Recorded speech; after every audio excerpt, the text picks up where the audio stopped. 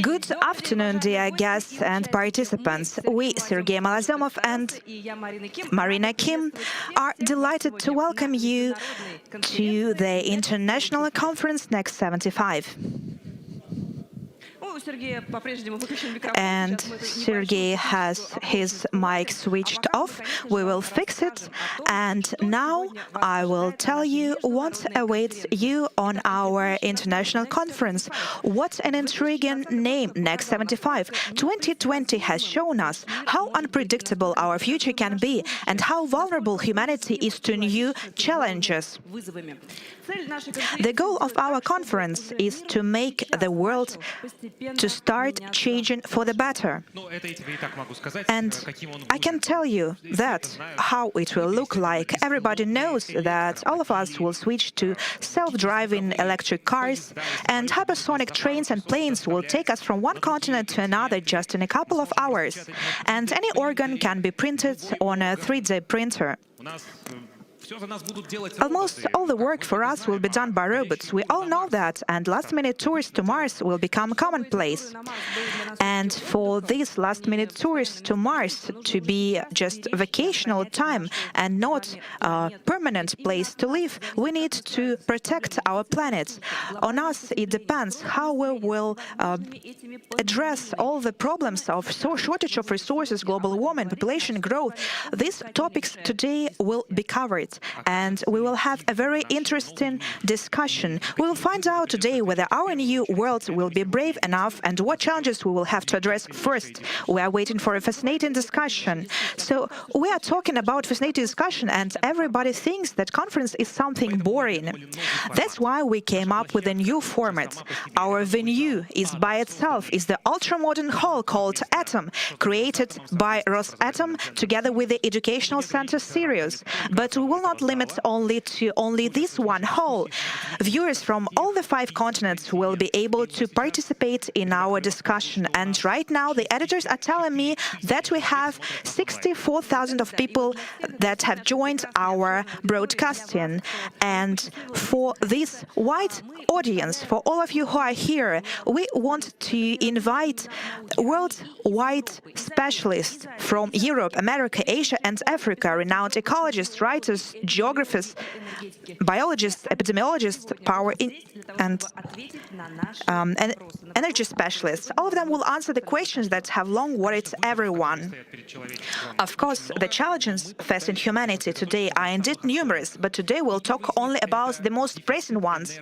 And the first of them is the scarcity of energy and resources. Participants of the sessions will tell you whether we can solve the problem of hunger, lack of drinking water, and of course energy. Challenge number 2, please remember the population growth. We will figure out how to make sure that population growth doesn't turn into a problem of overpopulation of the planet.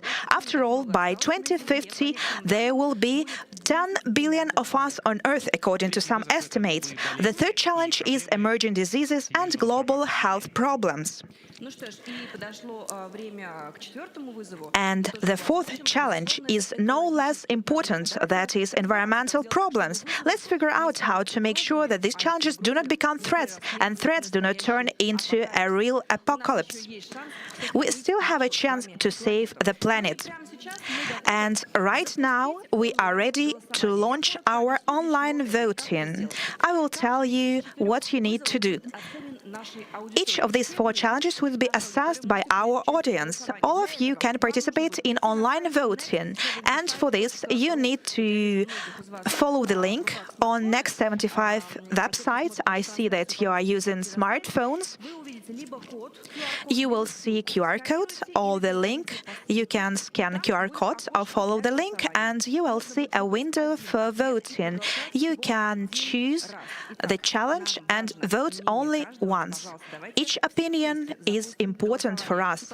Let's launch the voting together. So we're starting from 5. We'll launch the voting in 5, 4, 3, 2, 1, 1. Let's go and vote. So the voting is going on. And of course, we are interested, we are wondering how our audience is assessing these 4 challenges.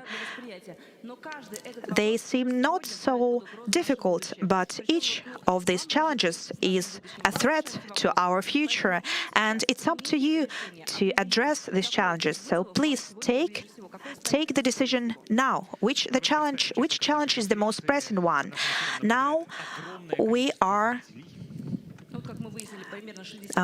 we'll present our participants. We see that we have 63,000 of viewers and 600 participants, including this hall and those who will be asking questions via Zoom. And we want every one of you to concentrate, to vote, and very soon we'll see the results of this voting. For us, each opinion is important. So we are calculating the results, and soon we will announce the results. Everybody can ask the questions about the topics that you are interested in. Even in social media, you can write comments to us. We will read some of them and we will ask your questions to our speakers. And those who joined us as participants online, please also prepare your questions. After each session, you will have an opportunity to talk to our experts. And just briefly, let me remind you again, please visit NEXT75.ru site and you will see a QR code which you can follow, or the link, and you leave your vote on the page. Only one vote for one person, but it's very important for us. And to open our conference, we would like to invite Elena Shmilova, who is the head of Talent and Success Foundation and runs a serious educational center which educates hundreds of talented children from all over Russia. Please meet Ms. Elena Shmilova.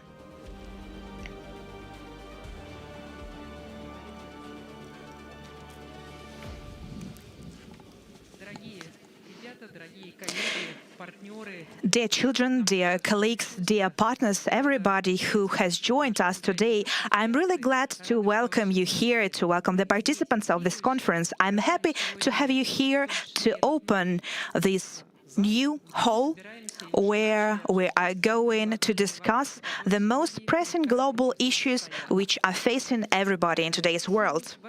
So Sirius was created here upon the facilities of Sochi Olympiad for us to be able to open new programs that are able to respond to those challenges that are facing our people.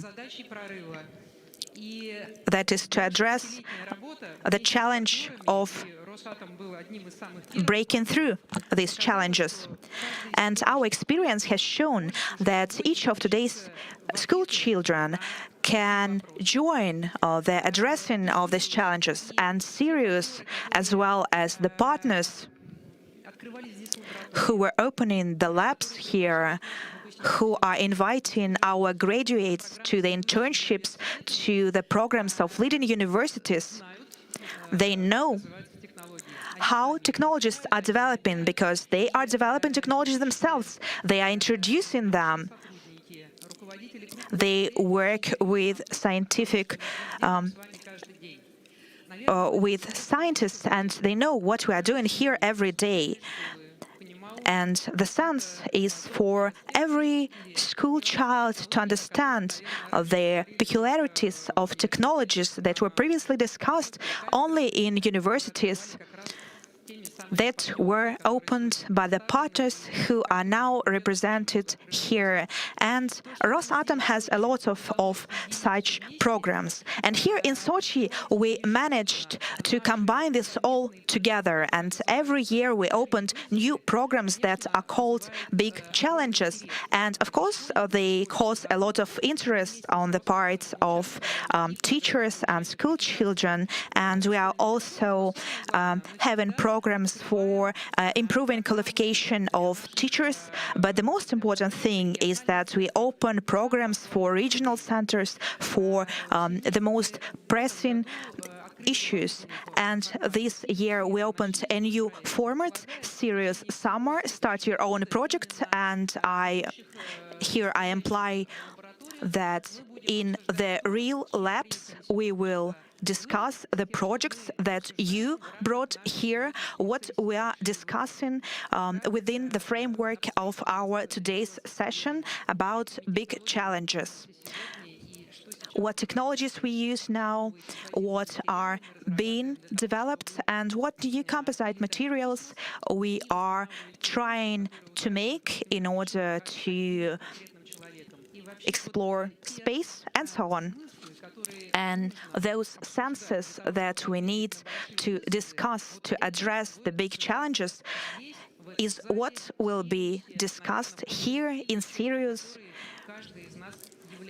which engaged all the people here, because the scientific and technological progress is our common future, and it depends equally on the engineers, on those who are developing sports, arts, and culture on the whole, and also upon those who are discussing those general senses with us. So for us, it is principle that Rosatom always, and even for this conference, is inviting teachers and scientists and directors, writers, and each month children gather together in Sirius in order to get an interdisciplinary knowledge, decisions, solutions, and each of these solutions is proved by its value for the people, how it changes the people's lives. And for each of those who is engaged in the production of this knowledge and creation of new technologies, and for each of those who is engaged in this group of single-minded people who is happy with this work, and each small victory within school or within some sphere gives people this sense of happiness, which motivates people to move further. And you know that according to the decision of the president was not only Sirius created, but the federal territory will be developed. And upon this experience of Rosatom, we were basing our plans on the development of professional societies in order to accelerate the preparation, the education of unique specialists and Sirius, in order to combine the new technologies and the basic values we had in Russia.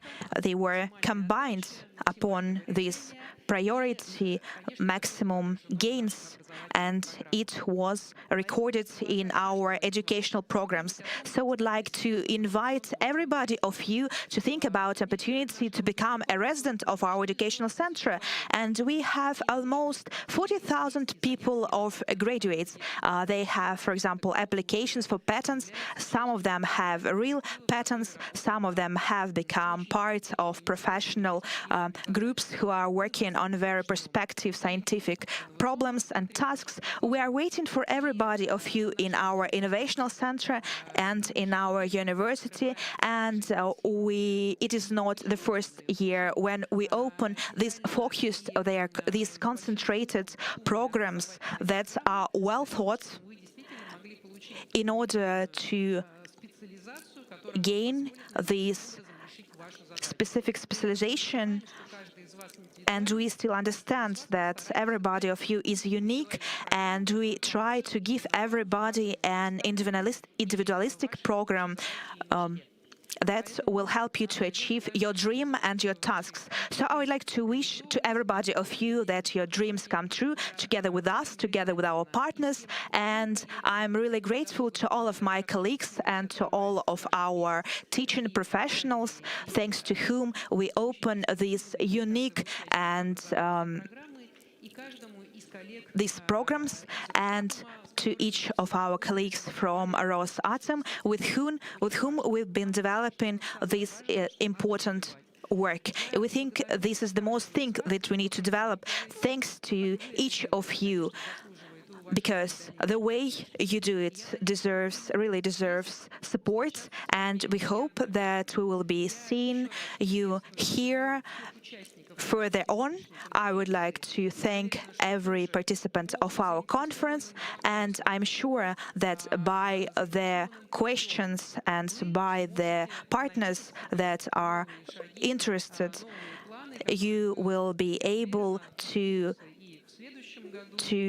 write down new plans that will become true in the next years. I would like to wish you good luck, happiness.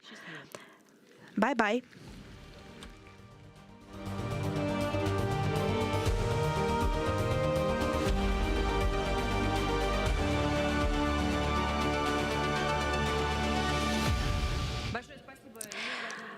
Thank you so much, Yelena, and thanks to all of you that you have joined us today. And it's impossible not to agree that for the implementation of the plans and our dreams, for us, it's really important to learn. And the most important thing that until it's not too late, we must save our fragile world. And for the time being, we need to admit that the situation is quite sad. Nothing had changed. So nothing had changed. This is the name of our next video that will make us think what we can do to save our world. And right after the video, we will announce the preliminary results of our voting that has come to an end. And really very soon, we will tell you which of the challenges deems the most important to our audience.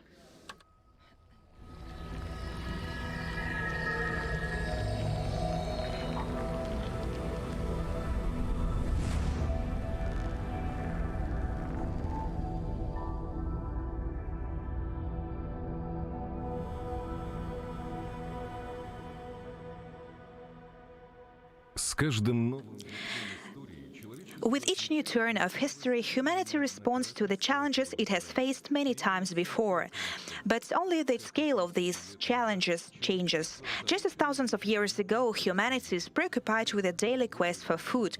Still, more than 200 million people have trouble accessing drinking water, and nearly a billion suffer from food shortages.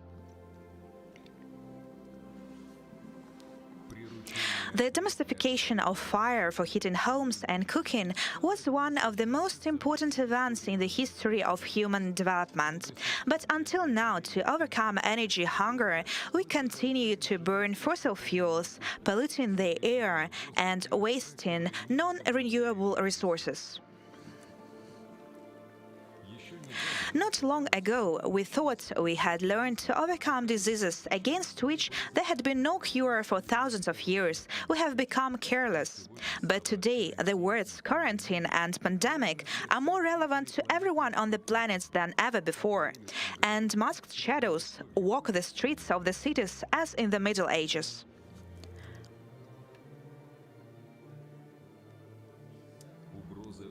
The threat of destruction or enslavement has always loomed over the peace and well-being of mankind. Humans have continuously fought throughout history, spending precious resources to create sophisticated means of destruction.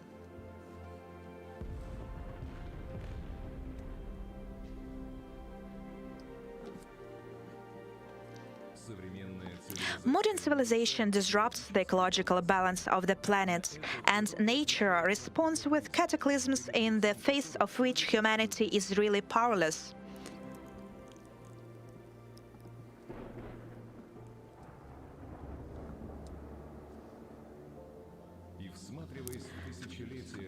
Peering into the thousands of years of civilization, it is clear that we have not learned anything, but it's time.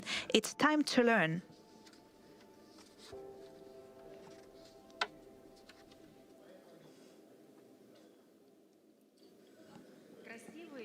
What a beautiful video, endlessly beautiful, but a sad one. And this exact video should influence each of us and make us think that it's us, each of us can can take us to the point of no return, and we have still time to change the situation. But as one famous person told, that that adult person is addressing his challenges himself.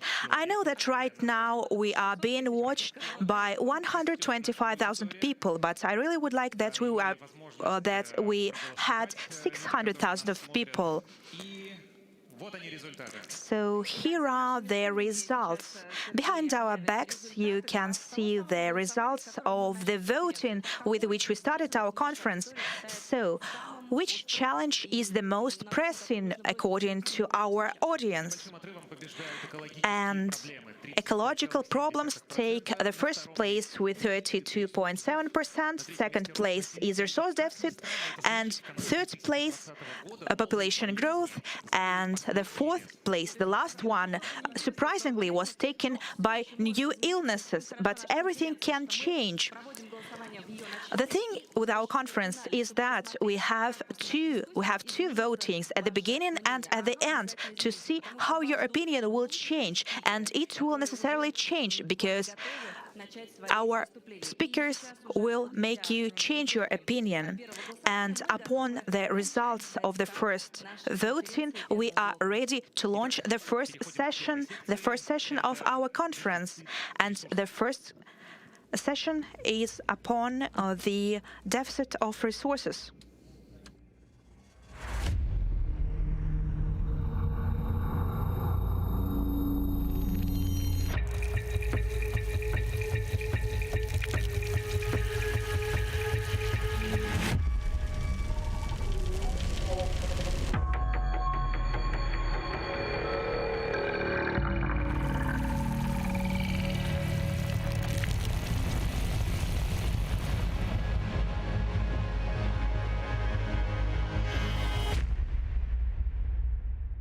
Ну что ж, дефицит ресурсов – это тема, которая волнует... So, deficit of resources, this is a topic that really concerns everybody around the world. So just a few weeks ago, people started trading futures for drinking water, but soon we will have futures for clean air and so on. Really, each resource on the air is limited, and our speakers know about this. And our first speaker is a real citizen of the world. He lives in Portugal, teaches in Sweden, and he spent his childhood in Angola. So, this is Professor of Industrial Ecology and Life Cycle Assessment at the Royal Institute of Technology. Please meet Miguel Brandão. And now he will join us on air from Lisbon. From Lisbon. He is now in Portugal. Although he is the professor of a Swedish university. Miguel, we are so happy to see you today. Please tell us about your view on the problem of resource scarcity. Hello, everyone. One of the main challenges facing humanity is the depletion of resources. As we live on a finite planet, the limited amount of key resources like fossil fuels and metals, as well as fresh water and fertile soil, pose a threat to the support of our livelihood in the future. Because we extract resources at rates greater than those at which they are replenished, it is very likely that we will encounter resource shortages.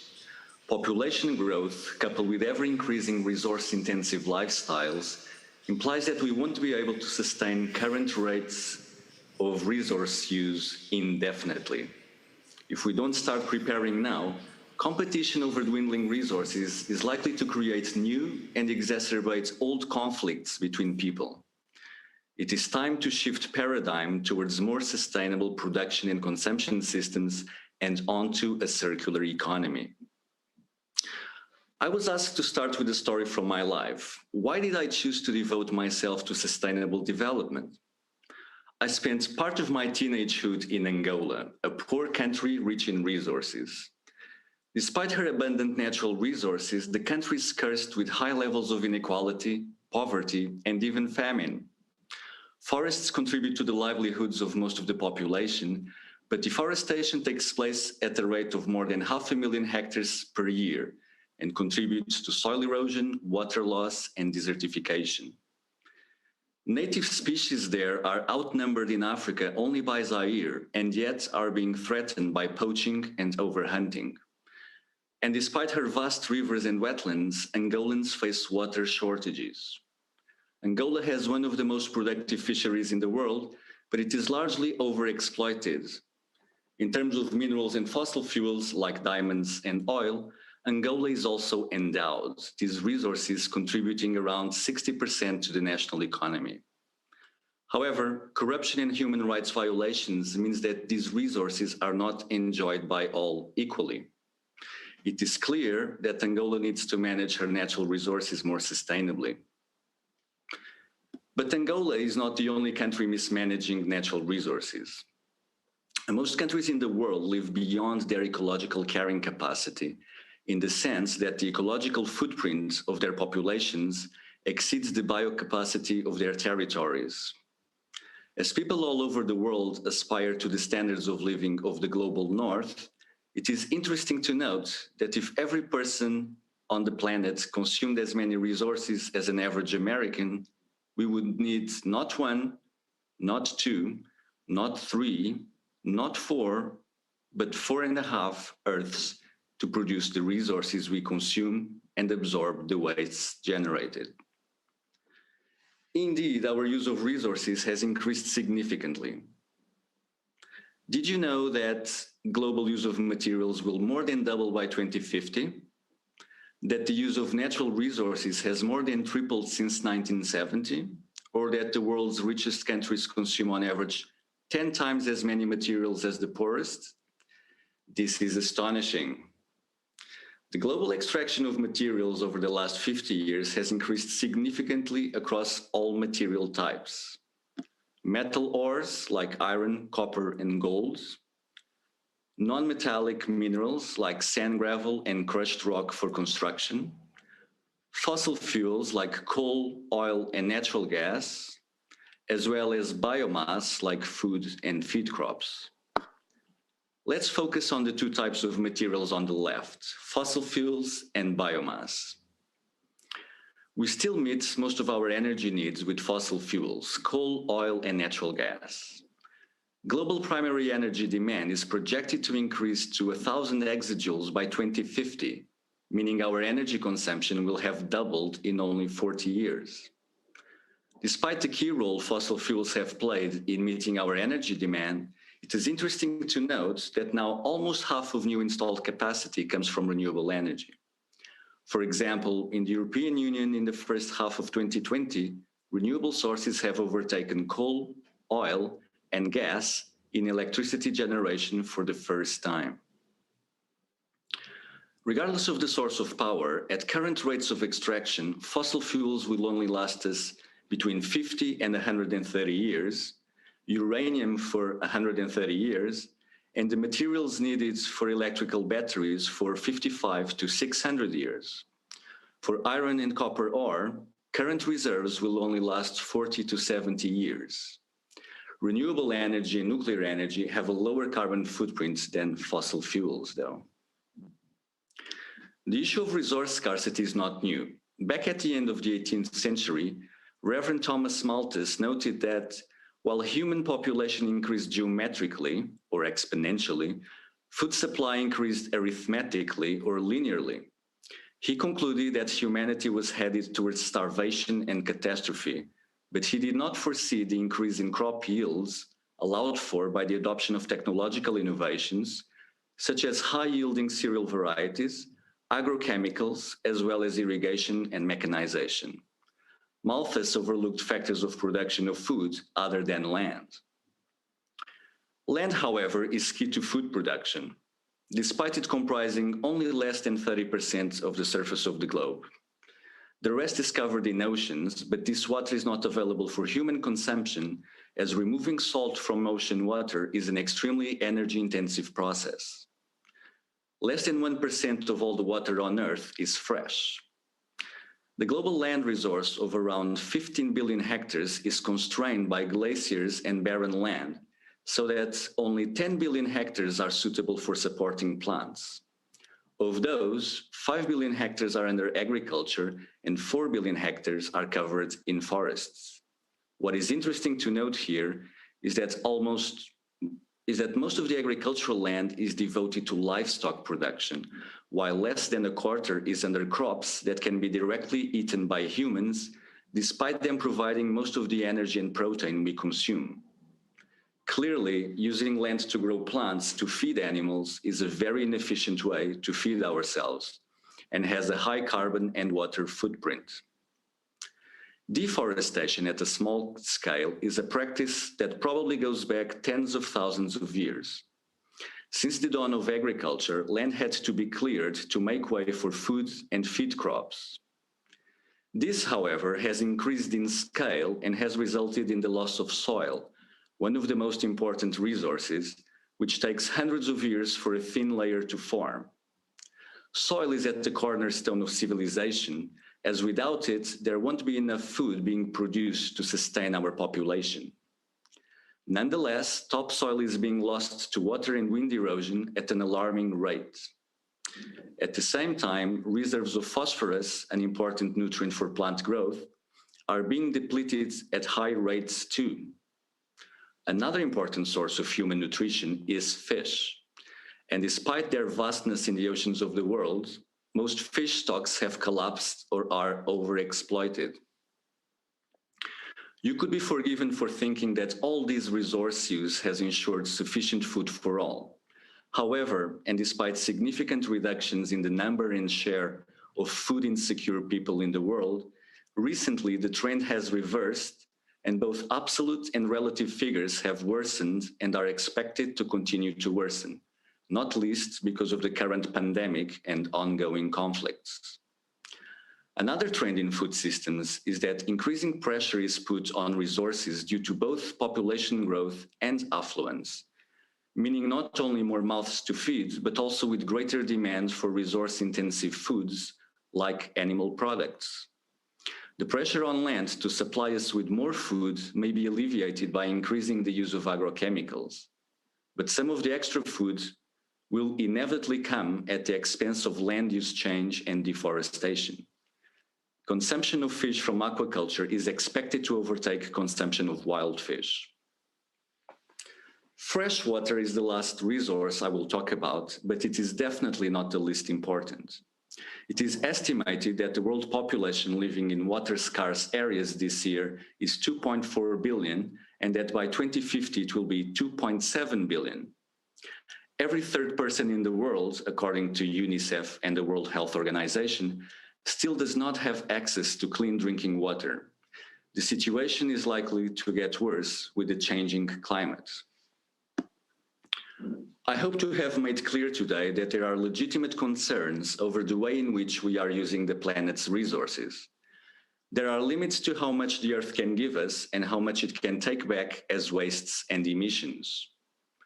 We must make sure that we live within the Earth's carrying capacity, otherwise we will be heading towards disaster sooner rather than later. I urge you, the coming generation of decision makers, to change the current paradigm of production and consumption systems. We must make sure that our use of resources does not continue to grow unchecked. We must, in fact, pick the extraction of all resources.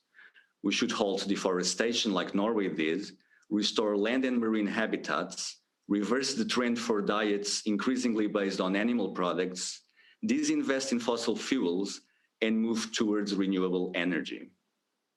As we cannot measure what we cannot manage, or the other way around rather, we should keep track of the quantity of resources used and adopt meaningful indicators like those used in life cycle assessment and ecological footprinting. Finally, we should embrace the circular economy to replace a linear economy that is no longer able to meet the urgent need for the sustainable management of our global resources for the sake of present and future generations. Thank you. Thank you so much, Miguel. This applause is for you.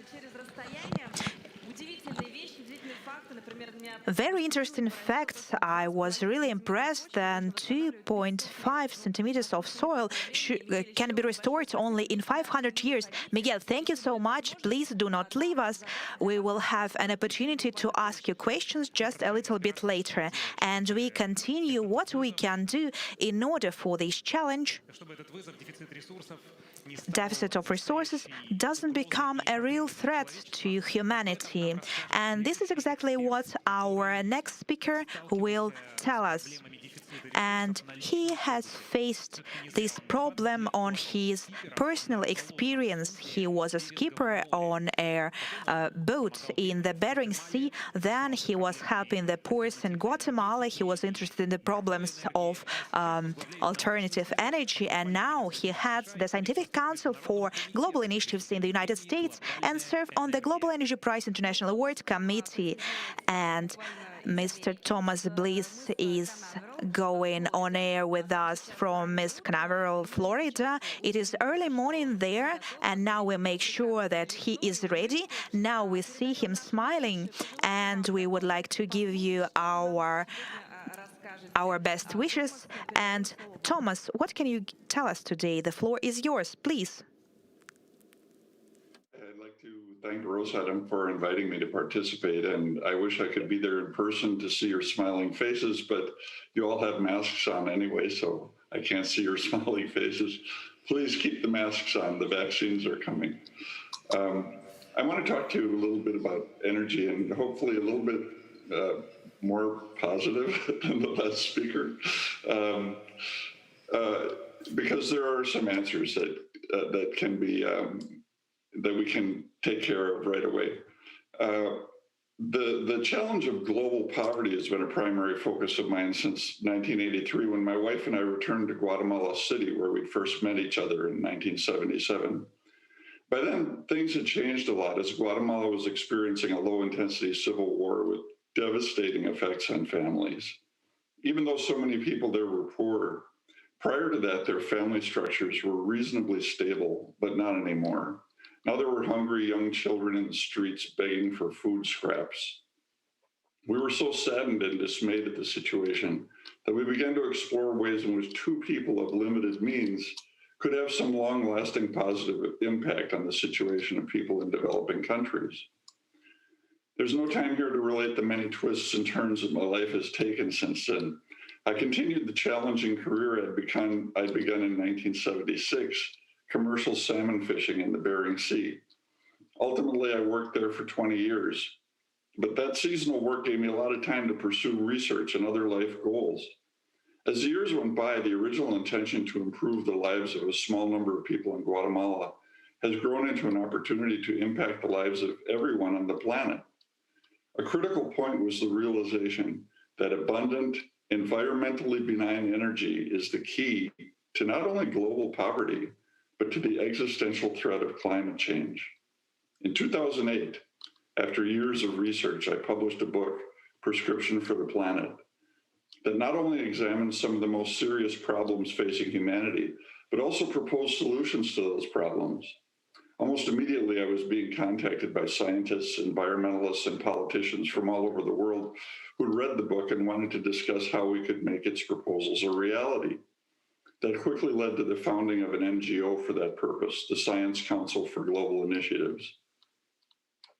Providing people in every country with abundant, affordable energy is a question of social justice at its most basic, for energy availability is the foundation for a high standard of living.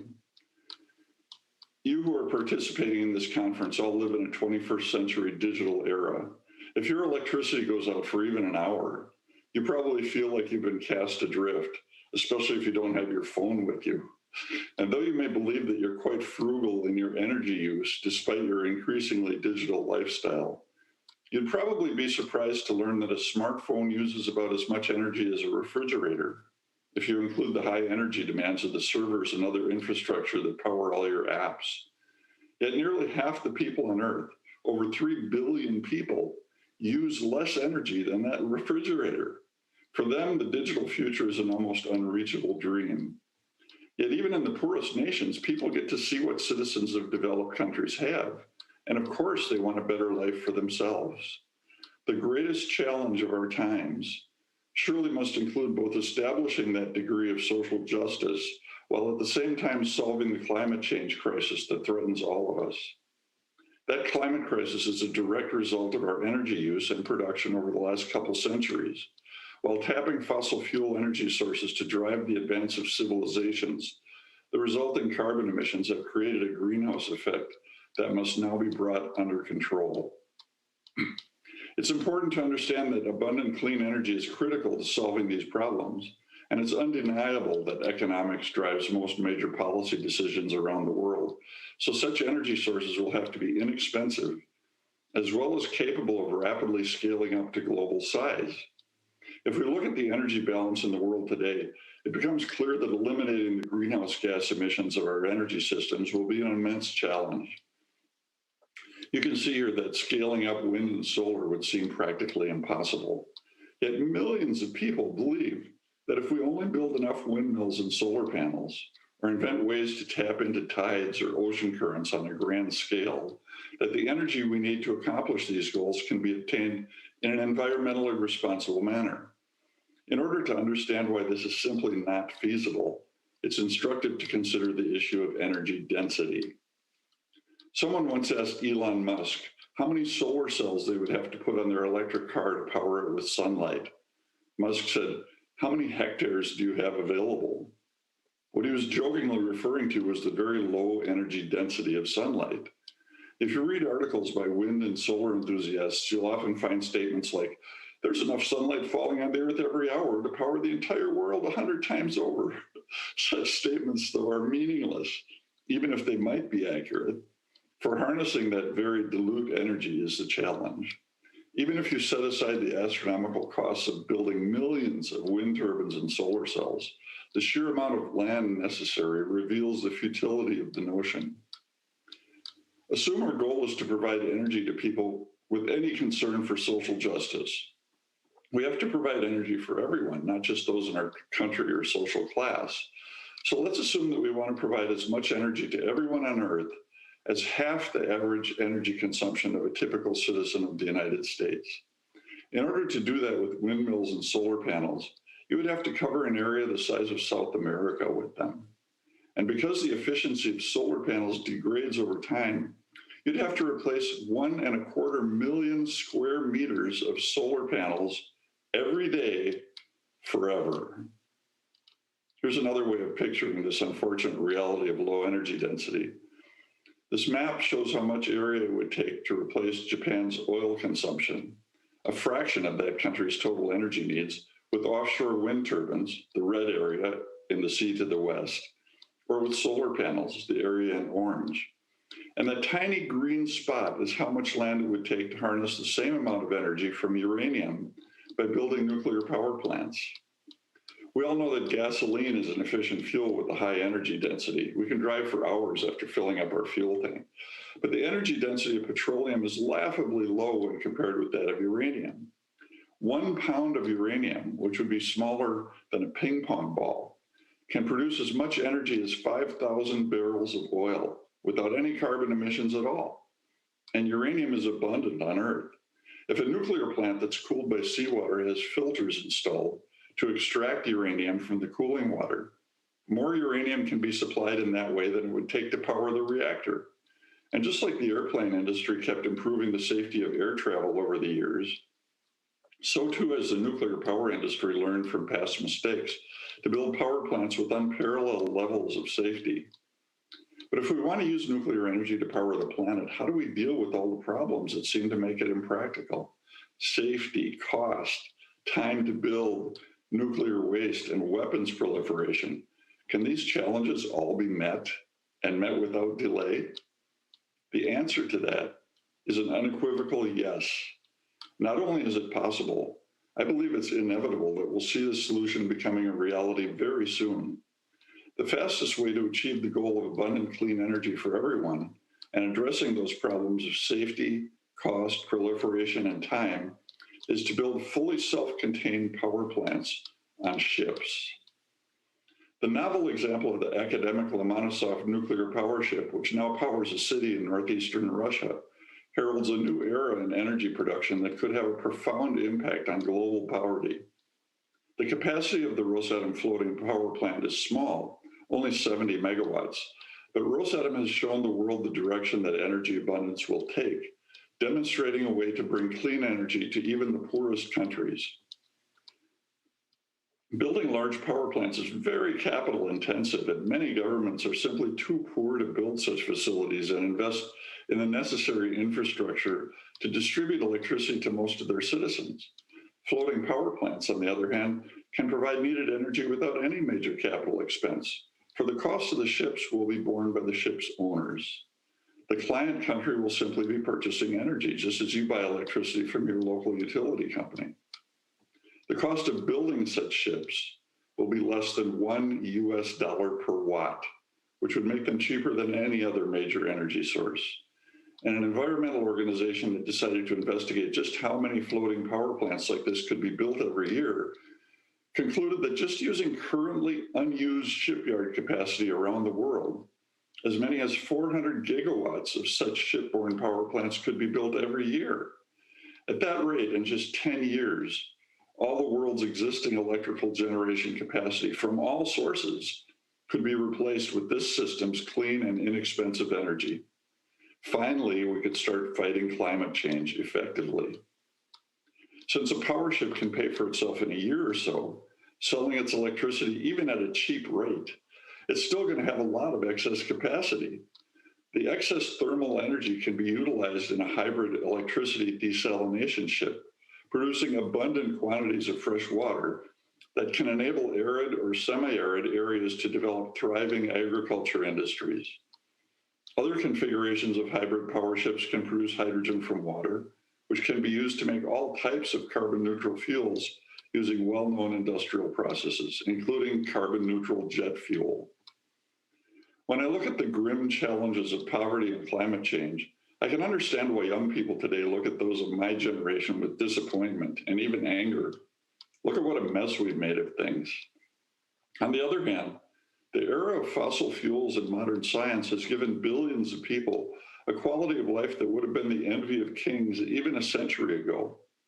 Our challenge now is to build on the good while we repair the damage that's been done. When I consider this, I often remember what a famous educator once said: "Be ashamed to die until you have won some victory for humanity." When I consider my good fortune to be part of such profound and beneficial changes, I can confidently say that I intend to die unashamed. We can do this now. Watch it happen. Thank you. Thank you very much, Mr. Bliss. You know, I was listening to you and remembering a project that amazed me recently. I think that our guys here in the hall will also be surprised. By now, they are constructing small power chips that can be stored in the courtyard of any house. They are mobile facilities. Yes. So the future of nuclear power is various, and it is not really limited to these power chips that we saw. We will discuss this together with Bliss. Mr. Bliss, please stay online. We will go into Q&A session later. Please keep the questions with you. And now we are moving to our next speaker.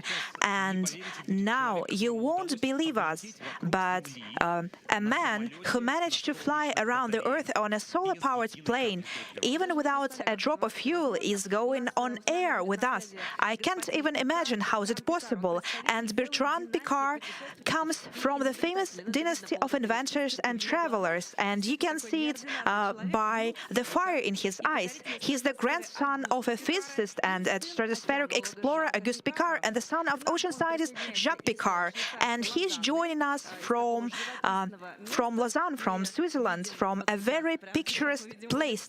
And right now we see him. Good afternoon, Bertrand.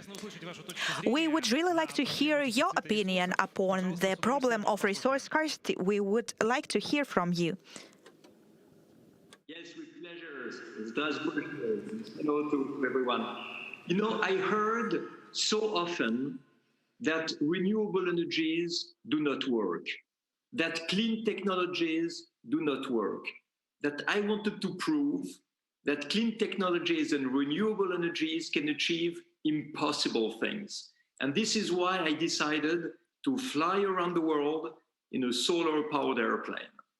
But when I came to the aeronautical world and asked them to build this plane I needed for this adventure, they told me it's impossible. You cannot have an airplane flying with sunlight because the sun is not giving enough energy. And this is typical from the paradigm that we have in our world. Everybody speaks in terms of production, not savings. And this is why we always produce more.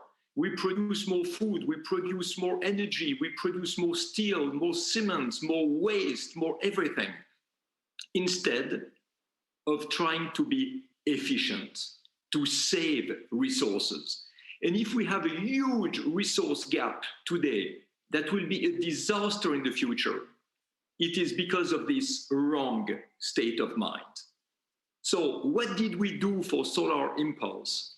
We made an energy efficient airplane, huge wingspan, very light, electric motors with 97% of efficiency, almost perfect.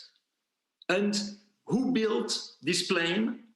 Not the aeronautical industry, but a shipyard who did not know it was impossible, so they had no filter in their mind. They just did what they thought they had to do. And they succeeded. And we have this airplane. And I was really reflecting on all the questions of energy, environment, resource gap when I was flying above the oceans. Can you imagine flying on solar energy that was running electric motors, charging batteries on board, so I could even fly at night with solar energy, breaking another paradigm. And if you fly one day, one night, then of course you can make as many cycles as you want and fly almost perpetually. And when I was flying there, alone in my cockpit, I saw the big propellers turning next to me on the left and the right. There was no noise, no pollution, no fuel. And there is a moment where I thought, that's the future. I'm in a dream. I am in science fiction. And actually, not at all. I was in the present. I was in what the technologies of today allow us to do today. And that was like a revelation, illumination. Suddenly I understood, if I'm not in the future, it means that it is the rest of the world that is in the past. The rest of the world is in the past using old technologies, systems, devices that were invented 100 years ago at the beginning of the oil era. So we are proud and we raise our smartphone, our computer, we say we are modern. But beside this, we are still using thermal engines who are 3 times less efficient than electric engines. We are living in houses that are badly insulated. We are using inefficient heating, cooling, and lighting systems. We are having old industrial processes. We are burning fossil fuels to produce heat, electricity, or movement. And we are proud of that. It's a shame. This is why we are lacking resources, because we are not efficient. And what I am doing now, after the success of the flight around the world with Solar Impulse, is to show that all the resource efficiency systems are profitable. It's an opportunity for the industry, for the world. It will create more jobs. It will make more profit for the industry to replace the old polluting systems that are wasting the resources into efficient systems. And this is the challenge of the 1,000 solutions from the Solar Impulse Foundation. We're identifying 1,000 technologies, systems, process, device that will create jobs and make money and at the same time become more efficient, save the natural resources, and protect the environment. And because of the saving of natural resources, it pays for itself. So you see, you who are listening, you are young people, you are preparing your life, preparing maybe the survival of humankind. It is so important that you focus on efficiency. Efficiency is the technical word to mean respect for nature, respect for resources, use the things in a smart way. And we can use half of the resources in terms of food. We can use 75% less of energy. We can use all the waste as new outcome for the industry, in circular economy, in recycling, in upcycling, in second life. There is no limit in the state of mind of the pioneers, of the explorers. And what I invite you to be, what I urge you to be, is to be innovators, to get rid of the old paradigms of consumption, of waste, in order to open yourself to all the incredible opportunities that humankind can invent to have a better future. This is what I would like to tell you. There is no opposition between ecology and economy. Today, the economy will survive only if it is ecological, only if we put into the system all the new technologies that are ready now and that are still to be developed. So you see, you will have a great life, you will have a fantastic future if you are pioneers and if you continue in this state of mind of respecting the resources. Otherwise, life will be miserable on Earth, and it's our task to make it wonderful. Good luck to all. Всплеск аплодисментов. Спасибо большое. Thank you so much, Bertrand. You energized us with positivity and with your enthusiasm. I was a little bit ashamed. Were we energy efficient enough? But we will try to fix it. And now we are ready to go into Q&A session when you can ask a question to all of our speakers. Let us remind you that besides Bertrand, we have Miguel Brandao and Mr. Thomas Bliss. We have online questions. Yes, we have a question from far end of the earth, from Southern Africa. So the question is from South Africa. Hello, guys. Please tell us, what is your name? And then you can ask your questions.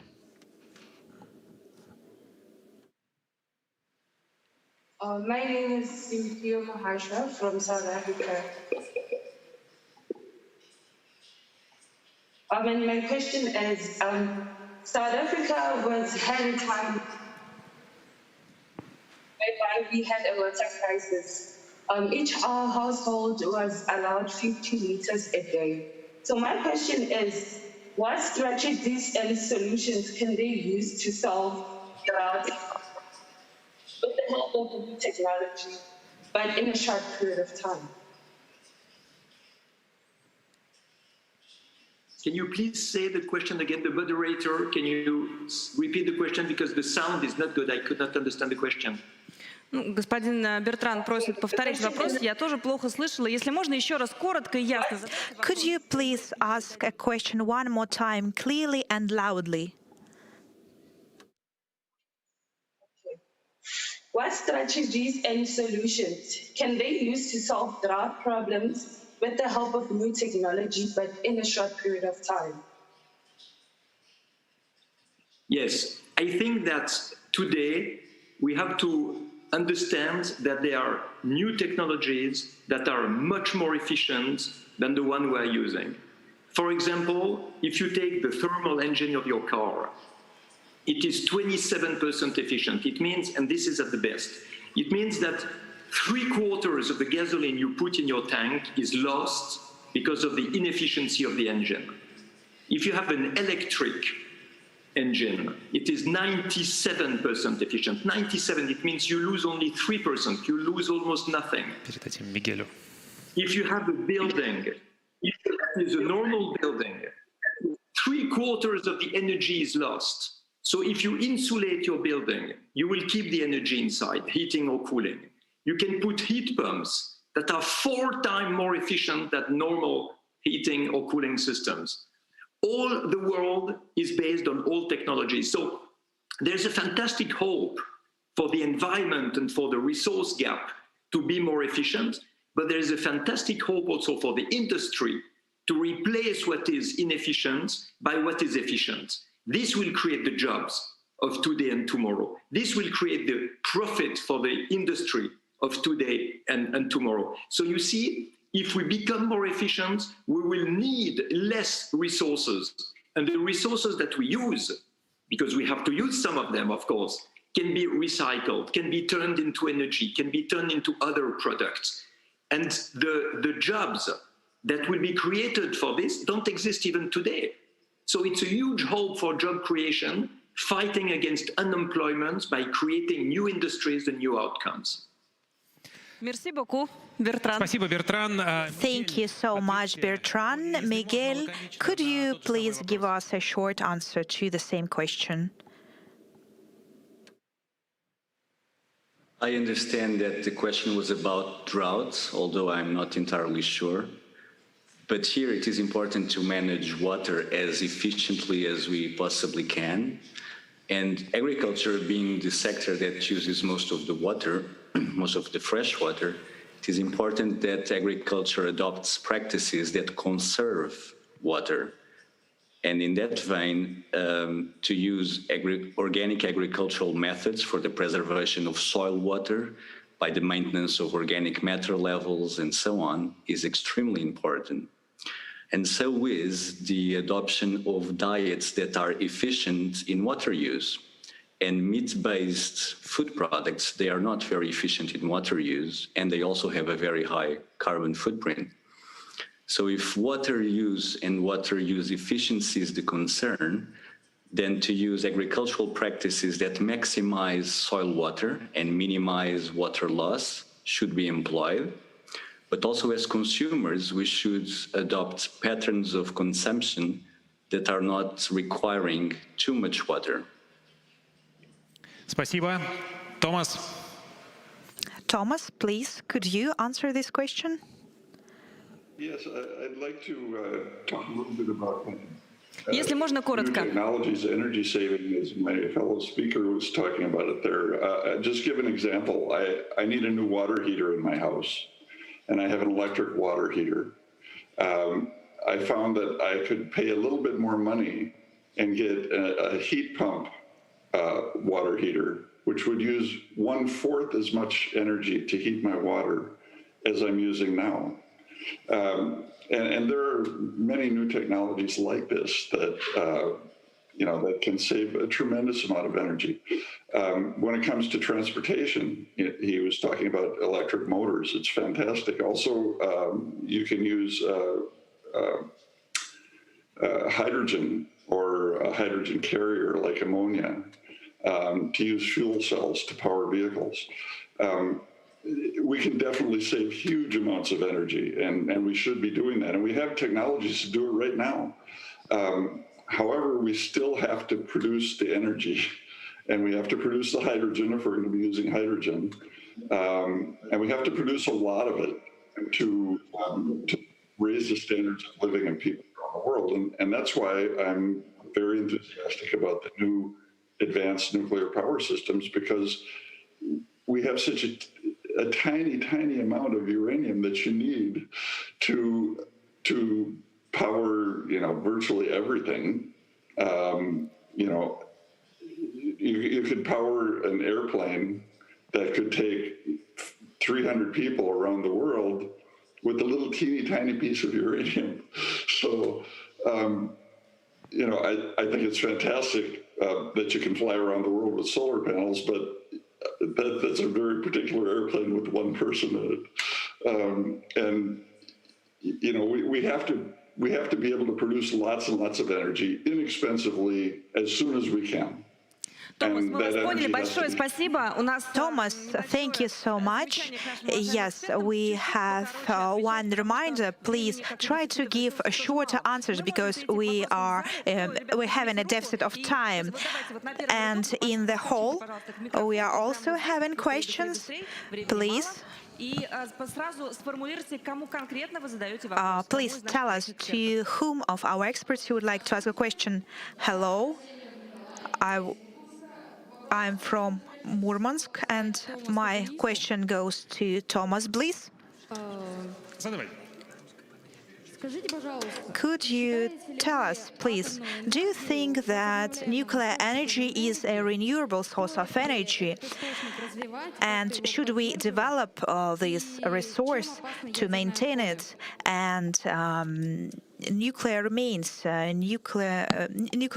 are they dangerous, nuclear waste, I mean?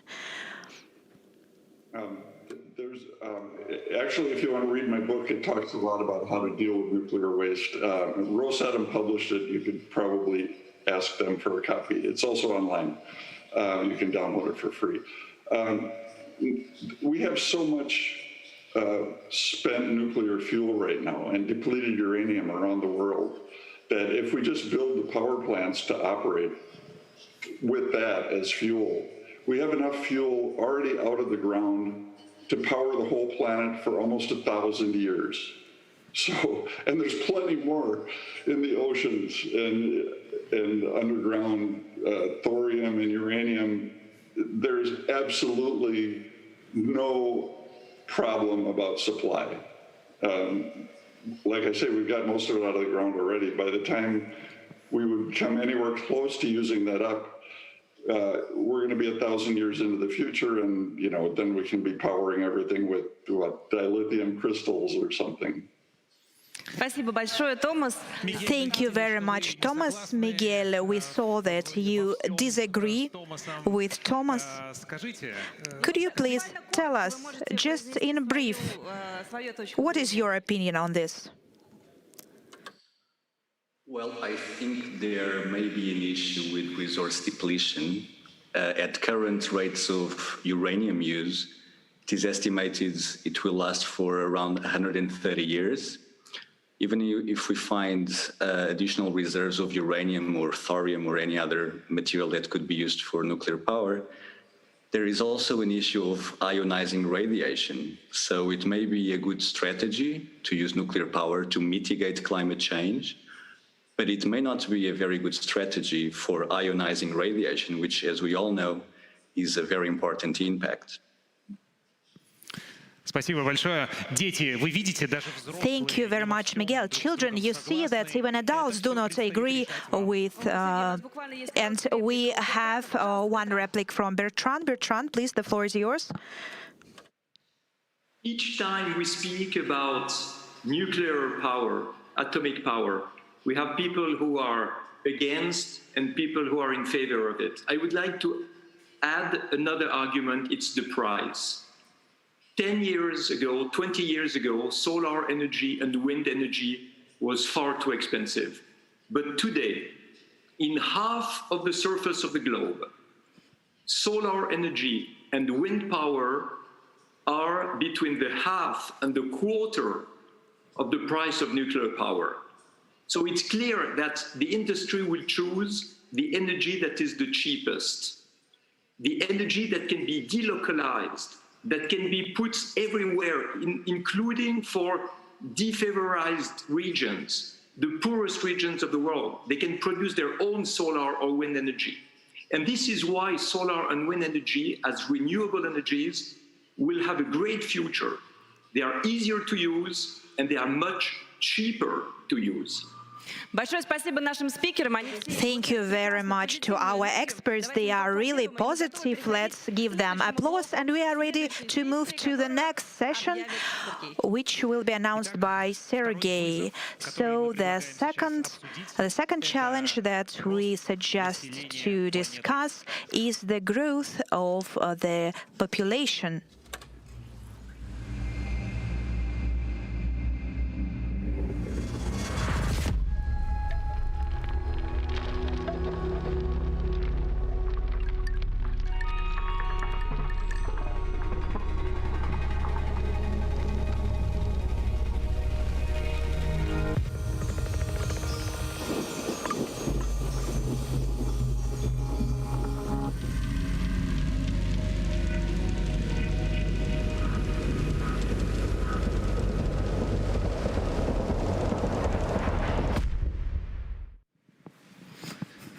Ну и в блоке рост населения у нас, что логично, In the представители population growth section, we have, which is quite logical, representatives of most densely populated countries of the world.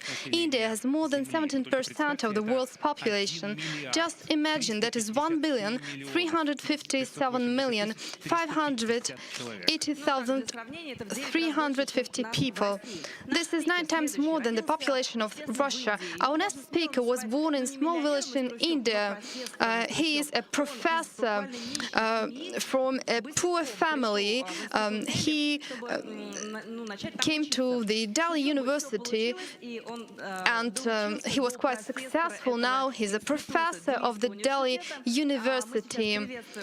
And now let's welcome Mr. Tejbir, and we would like to remind you that the time is quite limited, so please present your thesis briefly. Hello. Namaste. Hello, a very good afternoon to one and all. This is Tejbir Singh Rana. I'm teaching geography at the University of Delhi, India. About the population growth, well, I'll start my presentation that population growth is a challenge for the entire humanity, and this challenge is getting more intricate, more complex, and it is going to be a problem for the entire humanity. But why do I personally care about this? Reason being that by 2027, India will be the most populous country in the world, surpassing China in its population size. So our as per the present population growth rate. On the other hand, if I say there was one Australian report about the future of humanity. According to that Australian report, Australian report identified 10 threats to the humanity. The third threat is the population growth. So the Earth has a limitation to sustain the population. If population is more than the carrying capacity of the Earth, so it is going to be a threat for the entire humanity.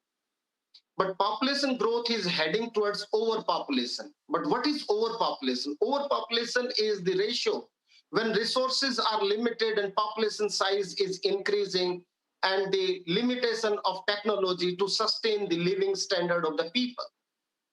But simultaneously, we are also using, demographer also use the word optimum population. Optimum is a kind of utopian concept. It's very ornamental concept. We cannot achieve it, but we are thinking about it, that when the population size is growing in accordance to the availability of resources and the acceptance of technology. So if we take planet as a whole, by 2050, there will be 2 billion more population on the Earth. Now question is, can we sustain the 10 billion population on the Earth with the present resources? So let's take a look at the graph. So in this graph, since the evolution of mankind, in 1800, if we see the record of the population growth rate, the first 1 billion population of the Earth was recorded in 1800 AD. And it took 7,000 years to become first 1 billion population of the Earth. But the second billion population became only in 130 years. And the third billion population added only in 15 years. Sorry, 30 years. And the fourth billion population was added only in 15 years. And the fifth billion population was added only in 12 years. So the population growth is taking place. It's getting very intricate. What are the reasons for this rapid population growth rate? Rapid population growth rate, I identified broadly 4 major reasons. One is basically the religious and cultural differences. Some of the social groups, self-enclosed societies, those are leading the rudimentary lifestyle. So where contraception is a sin and abortion is a murder, and the birth and the baby or the birth is the child is a gift of the God. So in such condition, family always have more number of children. So that's why this is one that lead to the higher population growth rate. Second is large rural population, large base of rural population with rudimentary lifestyle, with dispersed society, with remoteness, with isolated, with self-enclosed living conditions, where they are not aware about the present status of the world. So the self-enclosed society, which is engaged in subsistence agriculture, labor-intensive agriculture. So when there is the labor intensive, there is the more and more demand of the labor to work in the farmland, particularly in rice cultivated areas. Third reason is the low level of education, particularly for the women education. Like in India, women, large population in the rural area, mothers, those are illiterate, they have no right to decide how many children they have. It is decided by their male partner. It is because in the absence of their empowerment and emancipation, in the absence of education. If we say Africa, in Nigeria, a mother, a married woman at the age of 50, she gives at average, she gives 8 births in their married life. So 8 children per woman, it's very alarming because of the low literacy rate. And the fourth reason for their rapid population growth rate is, it is because of the development of science, technology, and medicines. Particularly, we developed the vaccine for smallpox, developed the vaccine for, you can say, plague, controlled malaria, filaria, and developed antibiotics, and ultimately developed many drugs, and you can say starting from chemotherapy, X-ray, MRI, and many variety of drugs we developed, and pharmaceutical. Ultimately, we brought down the death rate. So these are the 4 basic factors, so we became able to control, to increase the global population. So question is, we maintained the high birth rate, and declined the death rate, so the population started increasing. That stage is called overpopulation or the population explosion. 2/3 of the global population of the world, of the earth, lives only in Asia. In Asian region, because of the suitable monsoonal climate for growing the crops, for fertile agricultural land, they support the supply of water from the Himalayas. So 2/3 in 2027, as I said, India will surpass China. India will be the most populous country in the world. And Nigeria by 2047, Nigeria in Africa will be the third most populous country in the world. So what happened? Population is increasing. Resources are stationary. So they will enhance. There will be scarcity of resources. There will be movement of the people. Migration will take place. So people will move from one place to another. So International Organization for Migration, as per their report in 2010, they said that in 2010, 214 million people become migrant. And they projected that in 2050, there will be 405 million migrants. So number of migrants will increase. And more alarming picture is that the number of the forcefully displaced migrants, I mean refugee migrants, their number will be doubled. So that figure is very alarming. Migrants, sometimes the rural migrants, poor migrants, they cannot afford to purchase the house where they are migrating. Most of the migrants, they are rushing from rural to urban areas. In India, or not only in India, in developing countries, in urban areas, 40% of the urban population in developing world is living in pathetic condition in slums. So slums are mushrooming up. Everywhere slum population is coming up. Slum is the pathetic habitation, small hutment, 1 cubicle, 10 feet by 10 feet. That is their living room, bedroom, sleeping room, entertainment room, kitchen, bathroom. Everything is 1 cubicle, 10 feet by 10 feet. So they are living in perfectly unhygienic condition. Slums are having the density of more than 1 lakh person per square kilometer, without the facility of water, without electricity, without any health and hygiene or security. Crime rate is very intricate over there. So slums are mushrooming up. So this one room living conditions, the urban areas, it is coming up, and likewise, like ghettos of New York and the criminal suburbs of Berlin, Paris, Manila, or Dhaka, or Rio de Janeiro, they are coming up. The question is, we have to control this kind of migration by developing infrastructure and employment at their source in the rural areas. So basically the internal migration, why internal migration? It is post, so they are the push factor and pull factor. Push factor is basically the natural disasters, climatic disasters are pushing.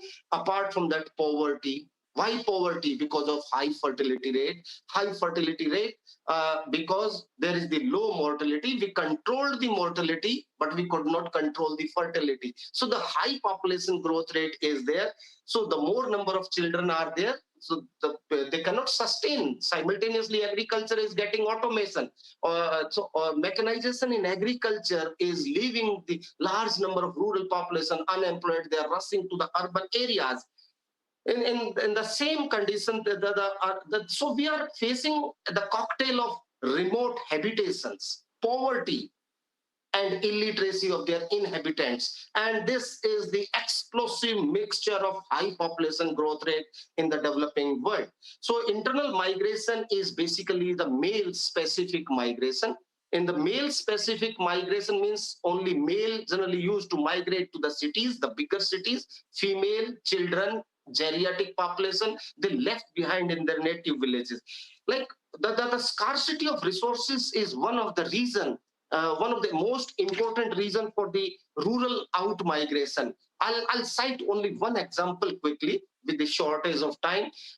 Like in the northwestern part of India, in the Punjab, in Haryana, from where green revolution in India started for the mass production of the food grains, the farmers, they are growing rice in a climatologically non-suitable region. Punjab is non-suitable for rice, and farmers are growing the rice and they are exploiting the water to the limit. The last drop of the water available in the groundwater, in the subsoil, they are extracting even the last drop of the water, behaving that they are the last generation on the earth, and there will be no further generation will come. So that is non-sustainable. We are behaving, farmers are behaving, they are commercializing the farming to the limit that the coming generations, we are not sparing water in the subsoil to sustain them. So in the last 200 years, like if I conclude with some of the statistics, in last 200 years,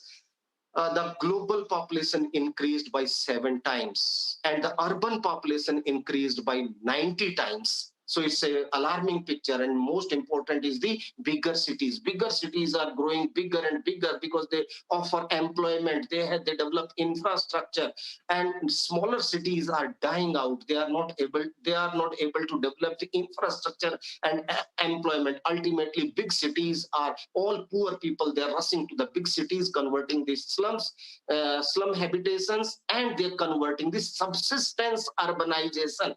So urbanization is meant for minimum livelihood, not to raise the living standard, but for minimum livelihood. So simultaneously, big cities where the slums are developing, slums are having very acute problem of the crime and destruction around them. And on the one hand, I can say we are building glittering and majestic skyscrapers. And on the other hand, millions of poor people living in the slums in pathetic condition under these skyscrapers. Their number is increasing rapidly year by year. And that is a very alarming picture is coming up. So, but still I believe we will have the strength and will to change the world for the better future. And in the last, I'll say we will be the winner over the challenges of population growth, and a winner is a content, not complacent. So we are concerned with the problem. Thank you very much for your kind attention. Namaste. Намасте. Большое спасибо. Поблагодарим профессора. Thank you a lot.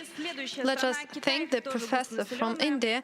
And our next guest is from China. And by the way, we will have Professor Tajbir a little bit later with us at the Q&A session. And now, our next speaker, and his titles can be listed endlessly in short, Mr. Daniel Fung, the chairman of the board of directors of the United Nations Fund for Peace and Development. Mr. Fung is with us. Good afternoon, Mr. Fung. Здравствуйте. Здравствуйте. Good afternoon. But given that my Russian is imperfect, I will speak in English if you don't mind. So on population, for a very long time, it was believed that population pressures were a problem of overpopulation. The first thinker to frame the issue this way was an English scientist in the 18th century called Thomas Malthus. Essentially, his theory was that population growth would outstrip food production, and resource scarcity would then lead inevitably to poverty, hunger, war, possibly genocide. And historically, we know that all these factors, in particular hunger and epidemic, such as what we're experiencing today in COVID, are the demographic regulators of civilization. In other words, they control population growth and control overpopulation. But today, we know that modern scholars following Malthus' theory are predicting a demographic collapse, and that collapse would take place shortly in the second half of the 21st century. Now, who is correct? Will populations grow indefinitely? Will populations decline after 2050? Or will populations hold steady? Was Malthus even correct? Let's take one example. China's attempt, the most famous attempt in the world to limit population growth with the one-child policy. The implementation of the one-child policy is in reality much more complex and much more counterintuitive than simple models could predict. The one-child policy was obviously draconian, but it was also dramatically effective.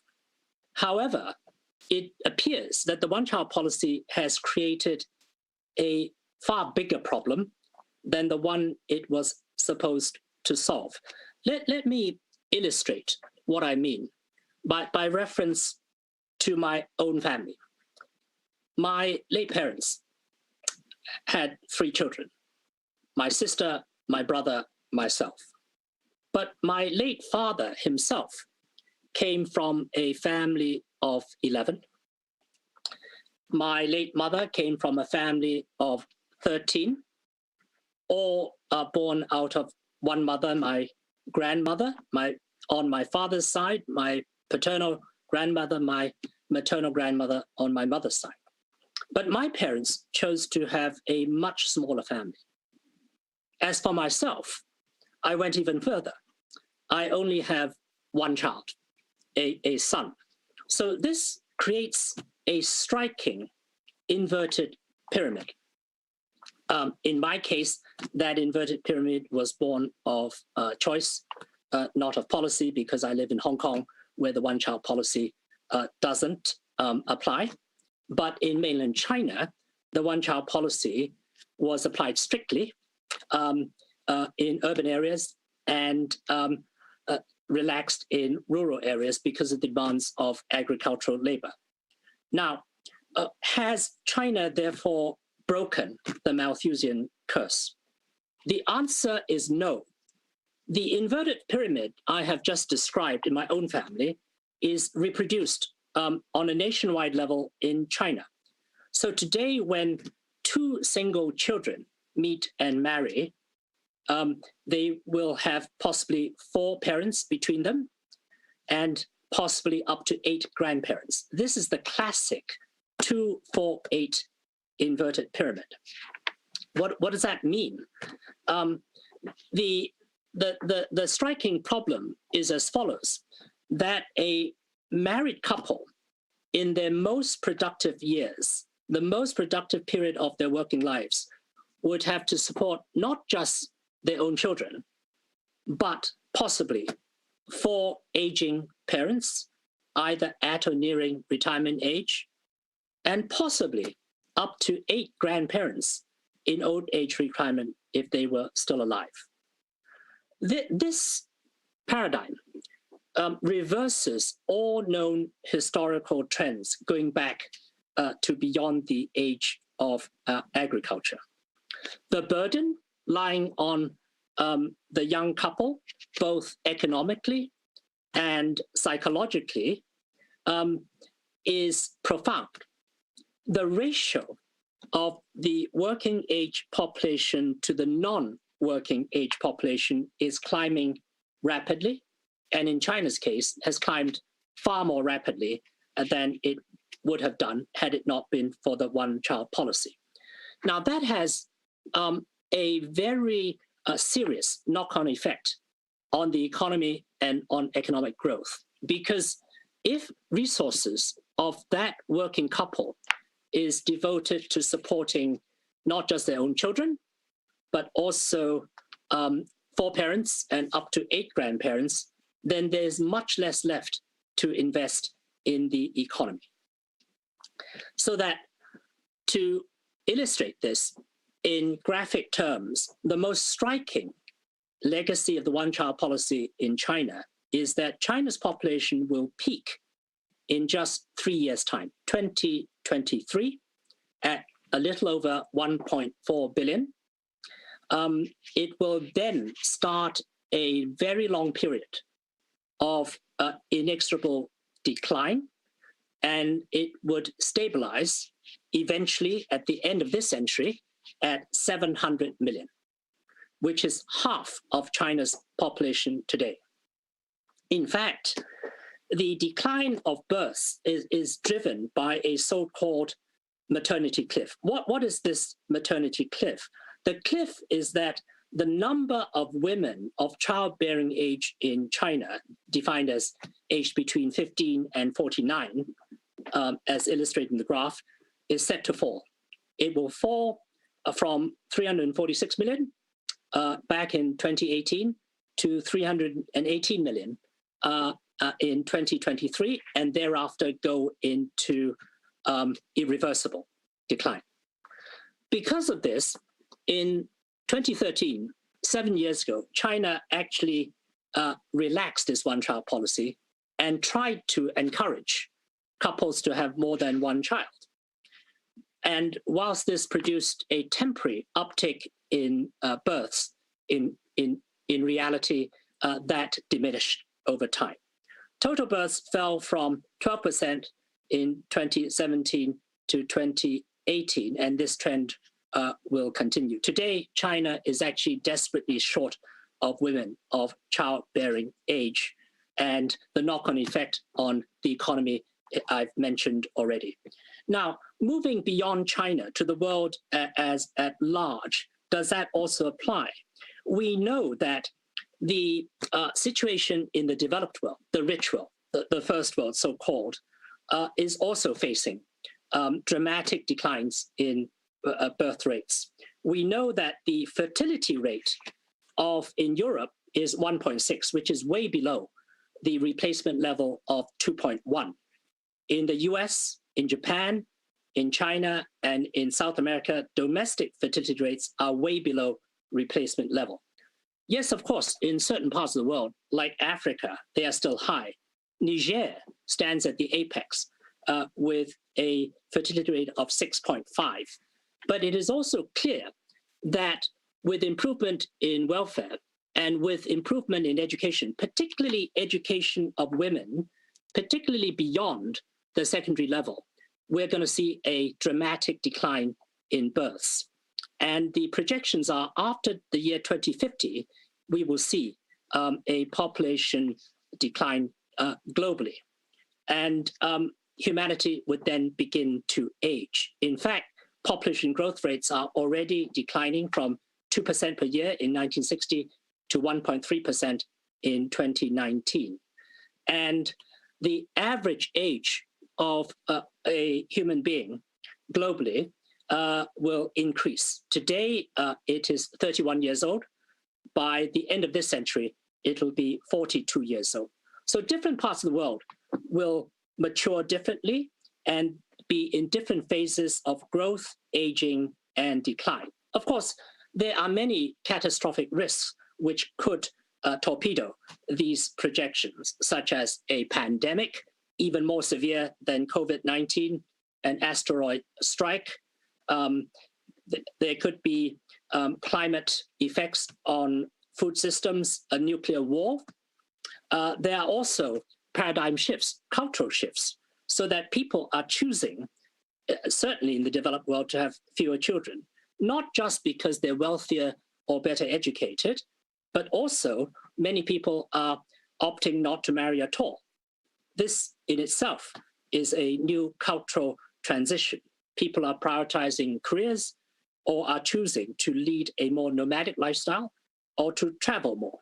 So how will the first world of developed nations cope with this evolving paradigm?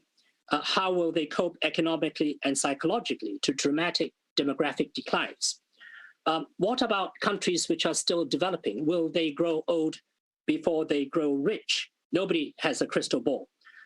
And how do we then deal with a situation where, in fact, the economy is not being supported globally by a rising population? These are one of the most severe and profound questions that we face in the 21st century. Спасибо большое. Thank you a lot, Mr. Fang, for your very interesting speech. Well, we will meet you in 5 minutes at the Q&A session. Please stay tuned. And now we have got a very prominent person. It is the winner of the Academy Award, director Oliver Stone.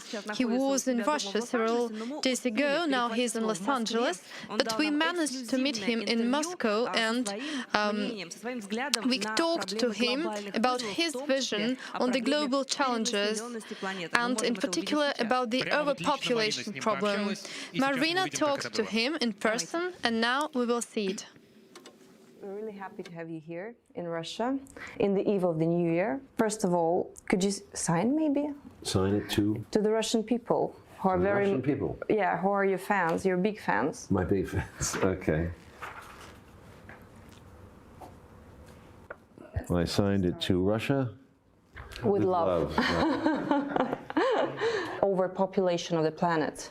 So do you think it's a real threat? No, I don't think so. And actually it's peaked. The people having babies, the more educated they get, the more prosperous they get. India, China, the less babies they have. This is a proven fact. This is mathematical. So we need to bring better education, better facilities, and more power to these people. And when you bring nuclear energy, you'll see it'll handle overpopulation. They said this in 1800. They said the world was doomed. Malthus, remember him and his, they've always said the population bomb. Even in 1970, Paul Ehrlich, another sociologist in America, was writing about the world is doomed by population. It never happened because we found more ways to produce food, better ways to produce food, better technology, better everything. to make life easier, more comfortable. We're very lucky that way. We've stayed ahead of the population problem. And now the population problem has peaked. We're going to go down. You'll see in these next years, it won't be as bad as it was I think the peaking of the population, don't quote me, but I think it occurred about 1990. As people concentrate their population and moving into cities is a good thing.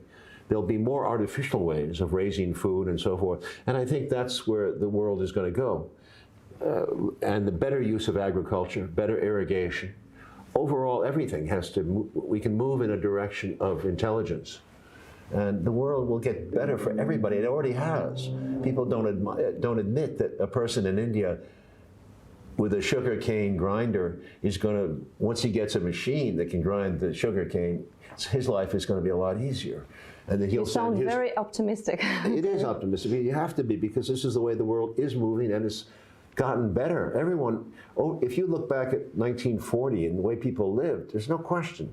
People were more primitive. They had less access to knowledge.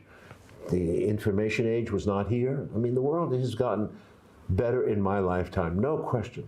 Medicines, education, every which way. As far as the science concerned, and as far as your visit to Russia concerned, you are the same age of the world atomic industry as the world nuclear industry. Yeah. Almost the same age. I was born in 46, right after. Right, yeah, but you've been just watching all the time how it's been developing, and what is your assessment? How it has changed the world globally, and how it's going to be changing the next 75 years? That's a tough question, because I was, like many people in my generation, anti-nuclear when I was younger. And we didn't make the difference between the nuclear bombs and the nuclear energy, you see. So naturally in the 1960s, 70s, we marched, we protested against nuclear, any kind of nuclear. And we didn't know about climate change either. So these misconceptions drove many people, and many of them became activists. And I've talked to quite a few of them now, and many of the activists have changed completely, and they say, yes, we're against nuclear bombs, but we're pro-nuclear energy. And I've come to appreciate that point of view because I've read more about it and learned and educated myself. I bought a book called A Bright Future by Josh Goldstein and his co-author about this subject of nuclear energy. And this is the book I'm doing a documentary about now. And one of the reasons I've come to Russia is to visit the Rosatom facilities, especially both the old and the new versions of nuclear energy.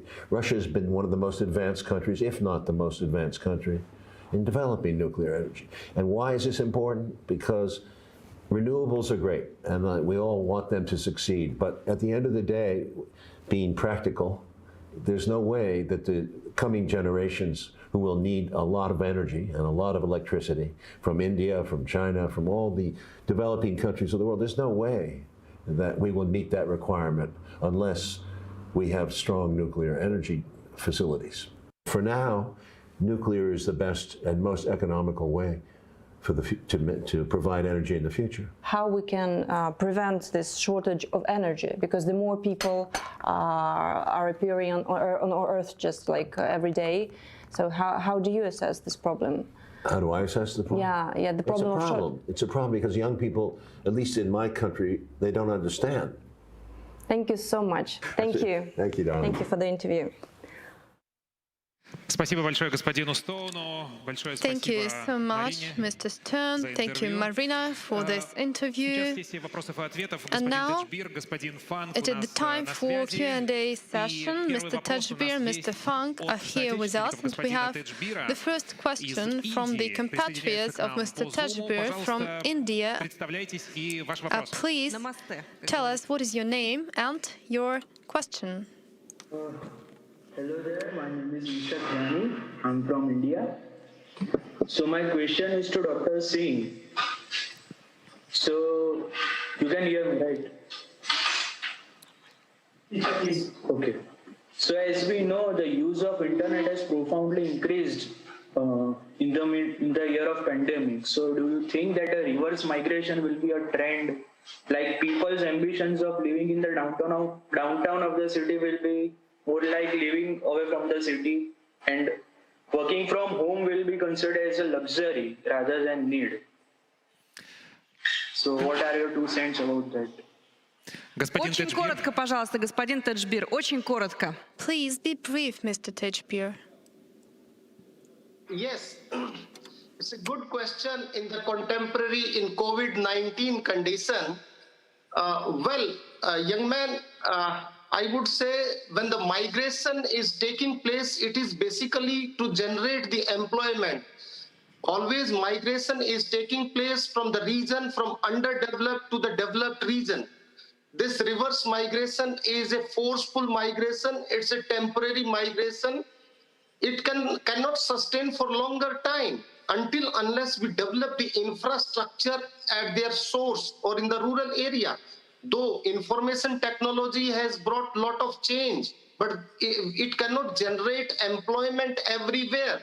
So reverse migration is a temporary seasonal migration, is a temporary migration. Once COVID-19 is over, again we will go to the status quo condition unless, as I said, we have to develop the infrastructure for employment in rural areas. Then only this reverse migration can be a permanent migration. Otherwise, it's temporary. Большое спасибо за краткость. Теперь вопросы из зала. Thank you a lot for being brief. And now questions from the audience. Sergey, choose, please. Question to Mr. Funk. You, please. You're welcome. You have the floor. Good afternoon. My name is Mikhail Gruzdev. I'm from the city of Kursk. I would like to ask Mr. Funk about the colonization of Mars. Is it a solution in a current situation? I think currently the technology, so far as I understand it, is not mature to allow for colonization. But of course, never say never. I actually put the same question to the director of the Jet Propulsion Lab in Pasadena, which is part of the Caltech University. And this question I put to him was 7 years ago. And at that stage, he completely dismissed the notion. But today, we live in a world of expanding horizons. So I would not dismiss that suggestion out of hand. But I don't think we're ready for it yet. I will keep my fingers crossed, as many of you in the room will be in a position to see this happening because you are so much younger than I am. So best of luck. Большое спасибо. Возможно, вы сделаете это Thanks a lot. возможным. Maybe Спасибо, господин Теджбир. you will Спасибо, make господин it Фанк, possible. за Thank you, ваши Mr. интересные Tejbir. выступления Thank you, и Mr. ответы. Funk, for your interesting presentations and Продолжим answers. нашу сессию And в we will 17 часов. continue our session at 5 p.m. Moscow time. Now we are ready to show you a new video, the opinions of the best professors and scientists, and we will meet you later in this studio at 5 p.m. See you.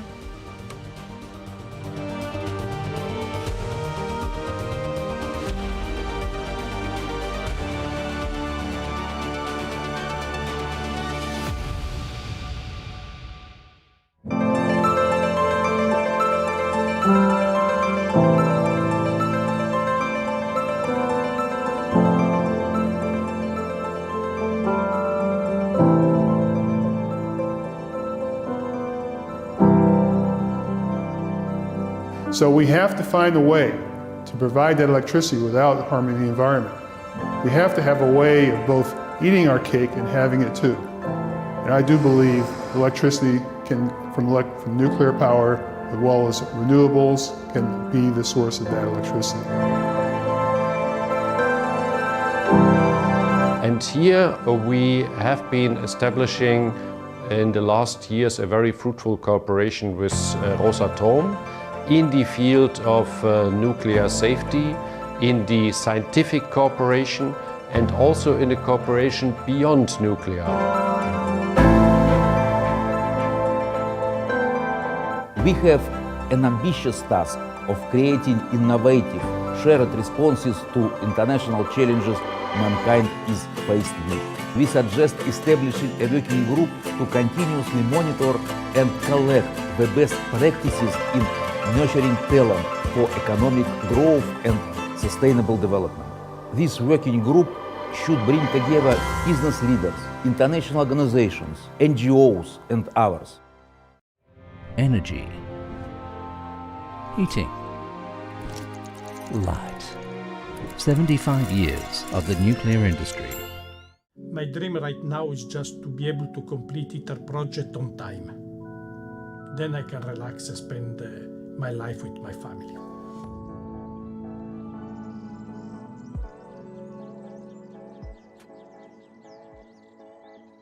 It was a dream just when I was a kid. My passion was always to understand what is small, smaller and smaller.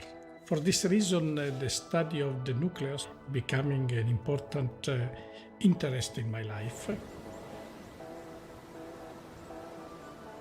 I'm the head of the plant and construction department, responsible for the construction of ITER, the International Thermonuclear Experimental Reactor. I came here in 2013, and when you start this job when you are 57, it's more challenging than for the young generation. What we are building here is something large and impressive. We are realizing here the same reaction of fusion that you can see in the star. We have the dream to simulate the sun in the earth. The tokamak, which is the heart of ITER, was invented by Russian scientists in early 50s-60s and became the foundation of the ITER project. My life is the expression of a person that is son of the world. I was born in Libya. Then I came to Italy. I've been living and working in the Russian Federation, in US, in China, in Europe, up to arrive to ITER, where I've started this last final adventure in fusion community. It was an opportunity that my son, Francesco, has found. Francesco sent the application to ITER project for my CV, and at the end I have to say thanks to my son, because I would never have done that. Today I'm 64, but I really don't believe I have this age, and I feel so young, and this feeling is just generated by that event. It is not important how old you are, it is important how young you are in achieving the target that you have in front of you. ITER is an international organization involving 35 nations, with very different intercultural backgrounds, working together as a one unique team. Russia has made a great contribution to the project in many different areas. I'm very happy because for me it was really something special, this adventure and this cooperation with the Russian Federation. ITER is very important because it represents the future for all countries, for the whole world. It is the way to produce energy at low cost from a nuclear source, which is an endless source. And in this moment, a lot of people cannot get energy, which means cannot eat, cannot produce, cannot have a life comfortable. Producing energy at low cost means we can export this configuration of plant everywhere.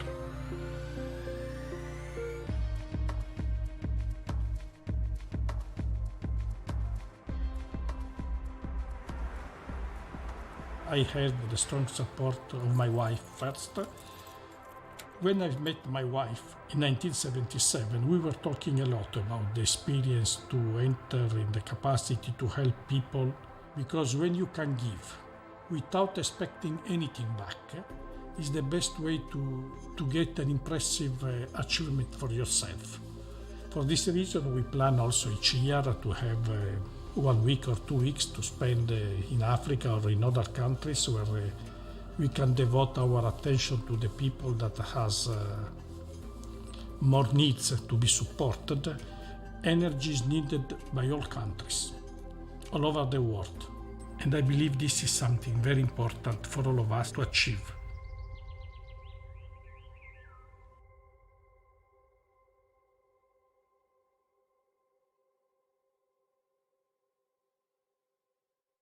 New knowledge, new technology, new aspirations. 75 years of the nuclear industry. 75 years of nuclear industry.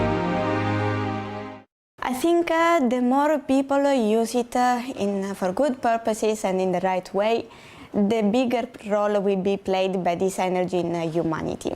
Of course, if you ask me, in the space exploration field, then I can see that this will play a big role in Mars missions, for example. And definitely I would say that I will play a big role for all those who wish to be the first astronaut reaching and surviving on Mars. I can see many benefits of nuclear energy related to a Mars mission. The first one that comes to my mind is related to the fact that right now, if we want to reach Mars, then it will take us about 8 months to go there.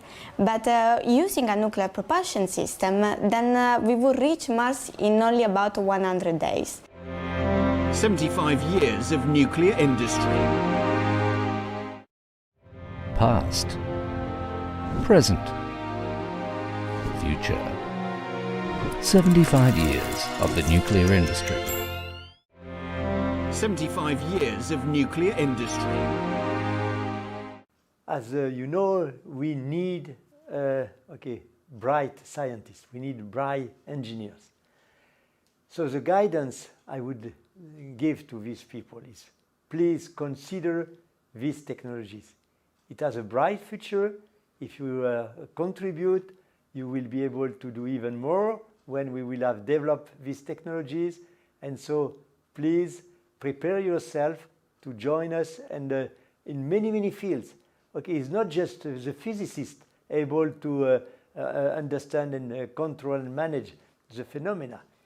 We need people in many other areas, in electronics, in robotics, in vacuum, in neutronics, whatever. So whatever is your main scientific or engineering interest, you could join ITER. 75 years of nuclear industry. Energy, heating, light. 75 years of the nuclear industry. 75 years of nuclear industry. Science can contribute to a better world in various ways. First of all, by providing knowledge. Second, because science is a very crucial and powerful tool to foster collaboration across borders. And today's challenges are global challenges, meaning that we have to work together, and science can show the way. Scientific knowledge and education available to all are also important to reduce the inequalities that characterize our current society, the differences and the gap between rich and poor, between developing countries and developed countries, between those who have access to technology and those who don't. And every time we have a crisis, usually the outcome is that this gap becomes wider. So if we want to close the gap, it's very important that we also use the good values that science gives us. 75 years of nuclear industry. New knowledge, new technology, new aspirations. 75 years of the nuclear industry. Benim hayalim, ülkemde nükleer alanda onu ileri taşıyabilecek ve geliştirebilecek bir konumda olmaktır. Benim hayalim çalışmış olduğum şirkette başarılı bir çalışan olmak. Bizim en büyük hayalimiz mutlu bir aile olmak.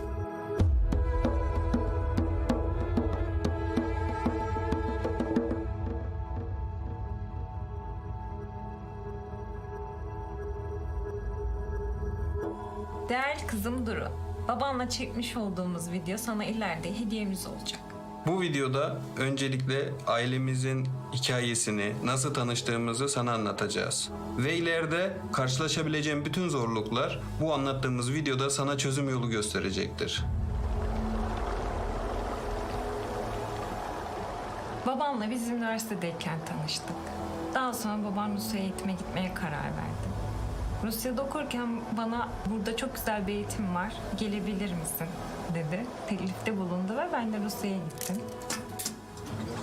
Orada yaşarken birbirimiz olmadan yaşayamayacağımızı anladık ve evlendik.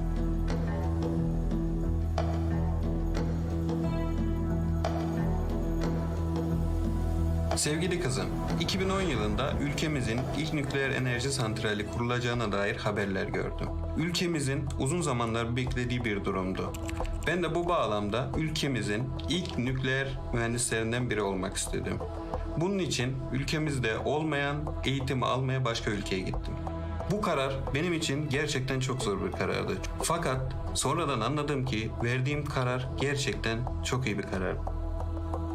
Nükleer enerji mühendisliği ön açık ve prestijli bir meslek. Zaten çocukluğumdan beri fizik ve matematiğe karşı ilgim olduğunu bildiğim için canım kızım. Üçü bir araya gelince ben de bu alanda yer almak istedim. İyi ki de istemişsin. Teşekkür ederiz. Teşekkür ederim.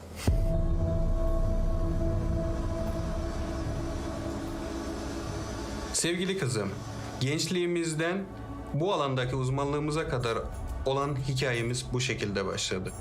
Şu anda santralin inşasında çalışmaktayız. Temiz enerji üretilen bu bölgede büyüyecek olmandan dolayı çok mutluyuz. Yöre halkı için ve senin için bu santral çok büyük olanaklar doğuracak. Çok büyük bakış açısı sağlayacak. Bu bizim ülkemiz için kurmuş olduğumuz büyük bir hayaldi. Biz kalbimizin sesini dinledik, hayallerimize güvendik ve zorluklardan hiçbir zaman korkmadık. Bu yüzden Türkiye'nin ilk nükleer enerji santralinde yer aldık.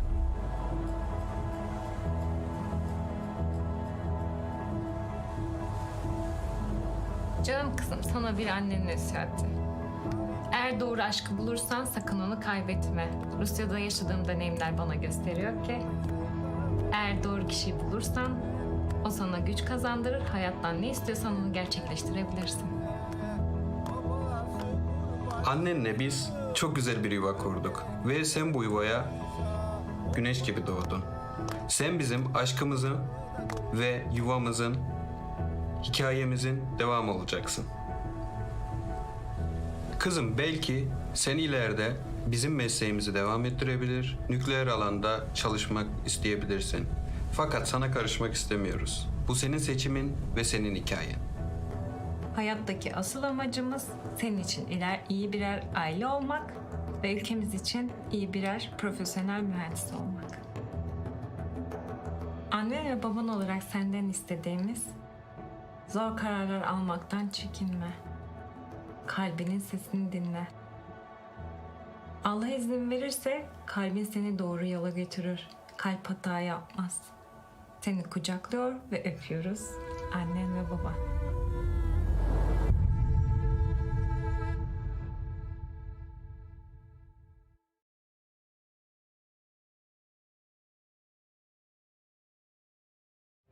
Past, present, future. 75 years of the nuclear industry.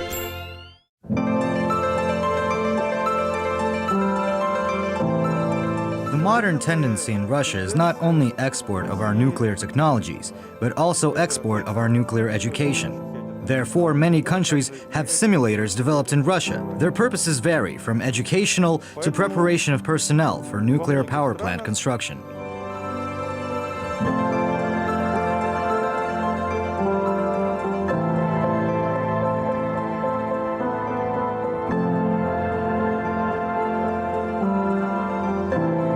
I was lucky to have an internship at NEOECD. Several years ago, MEFI signed a memorandum for internships for students and postgraduates, both long-term internships lasting 6 months and 3-month internships. In the 6 months I spent in Paris, we worked with NEE Data Bank and in the field of nuclear science. We work with Rosatom in testing new generation codes for the nuclear industry in our country. We also cooperate in the field of production of new materials. All these demands are one way or another connected to our institute. Last year, we opened an Uzbekistan branch. This is our first foreign branch. Today, 200 people are studying atomics in 4 programs there.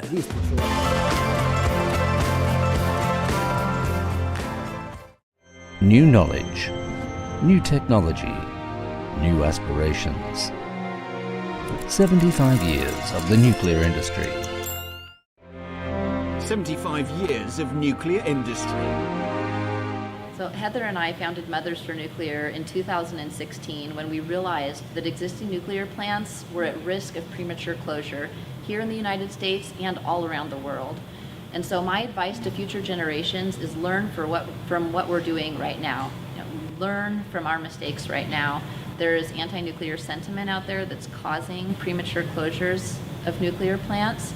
And in the long term, that's going to end up hurting all of us. The greatest risk of nuclear is not using it.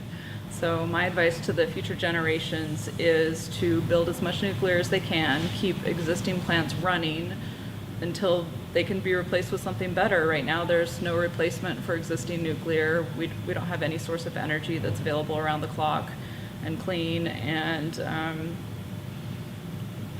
we just need more nuclear, and we want more energy for more people. So poverty is not a solution to climate change. We want to bring people out of poverty, and to do that, we need more energy for them. 75 years of nuclear industry. Past, present, future. 75 years of the nuclear industry. 75 years of nuclear industry. Scientists and professionals in nuclear and quantum physics are, for me, probably some of our most important professionals worldwide in any sector. I would like to say to those people that you are looking deep into the nature of the matter that makes up the world around us. That is where the most exciting, the most consequential breakthroughs in science are going to come in the next couple of generations. Those who help us understand the world at that tiny scale. So be encouraged. The work that you're doing is so important.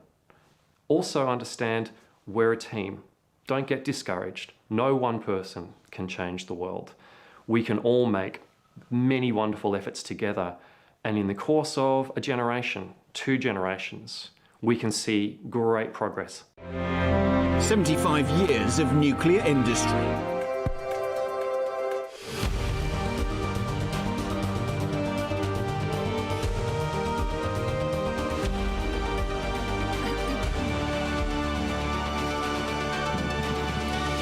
Спасибо.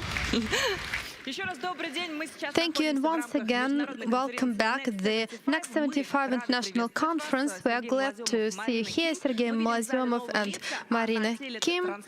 We see that there are many new participants here. Almost 250,000 people are watching our conference, and we are ready to start the third section. The third challenge we are going to address is called new diseases.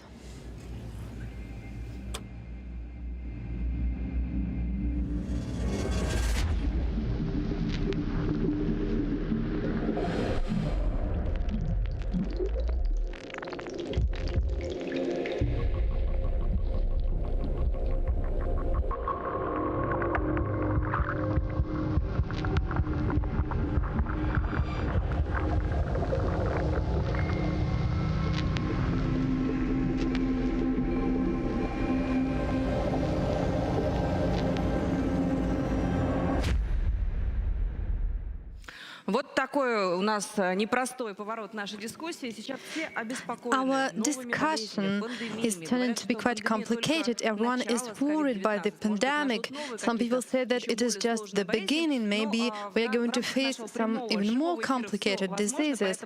But everything is possible today. And we have got here a special guest. You know him well, famous artist and director and very talented talented person, Danila Kozlovsky. We are glad to welcome you. Danila is with us. In spring, you addressed your audience, your fans, to keep social distance, to wear masks. Has something changed in your opinion? Do people respect all these rules now? Good afternoon. I'm glad to participate in this exceptional event, and for me it is a great honor. And as for your question, if we compare the era before the pandemic, yes, I think that now we see more and more people wearing masks, and everyone washes hands, and so on and so forth. But in our country, for example, still we see that some people are quite skeptical, and they believe that it is just a flu and there will be no severe consequences. And in this sense, the situation is ameliorating, but not so fast as it should have. But still, every day I see more and more people wearing masks and more people who have serious attitude towards this problem, and I think that it is right. I know that these masks have prevented many other diseases, and there is no more, it is not necessary anymore to take some medicine which were against seasonal flus, and it is a good sign. Danila, yes, we see that the pandemic has also changed the cinema, and you as an actor and director and very famous person, I've just read that Thomas Cruise, he got mad at the while turning a film because people didn't keep social distance, and such people as you and Tom Cruise, it is very important that you say these things, that masks are important, social distance is important, can save our life. And now we would like to invite our audience, our participants who are here in the hall, to ask their questions. The distance is just 1.5 meters. Hello, my name is Nikolai Zerzhikov. I'm from the city of Orenburg. Your question. I hear often that masks don't help because the gaps are bigger than the size of the virus itself, I mean in the tissue, so the masks are not useful. And very often my friends say that the death rate of the seasonal flu is quite higher than from the coronavirus, and that it is an invented problem. I'm not an expert. I don't know what to say. Could you explain the situation? Danila, I think you shall explain. And now, Danila, please. Yeah, it is quite unexpected that you believe that I'm a specialist in this field. I'm not a virologist. I'm not a specialist. I can only say things which I believe to be true. I think that it is impossible that the entire world has gone mad for no reason. No, I believe that masks are useful, that they help to prevent, to save people's lives, and I believe that without these masks there would have been even more, considerably more death. So I think that nothing prevents us from respecting these basic norms, these safety rules, such as masks and washing your hands and keeping social distance.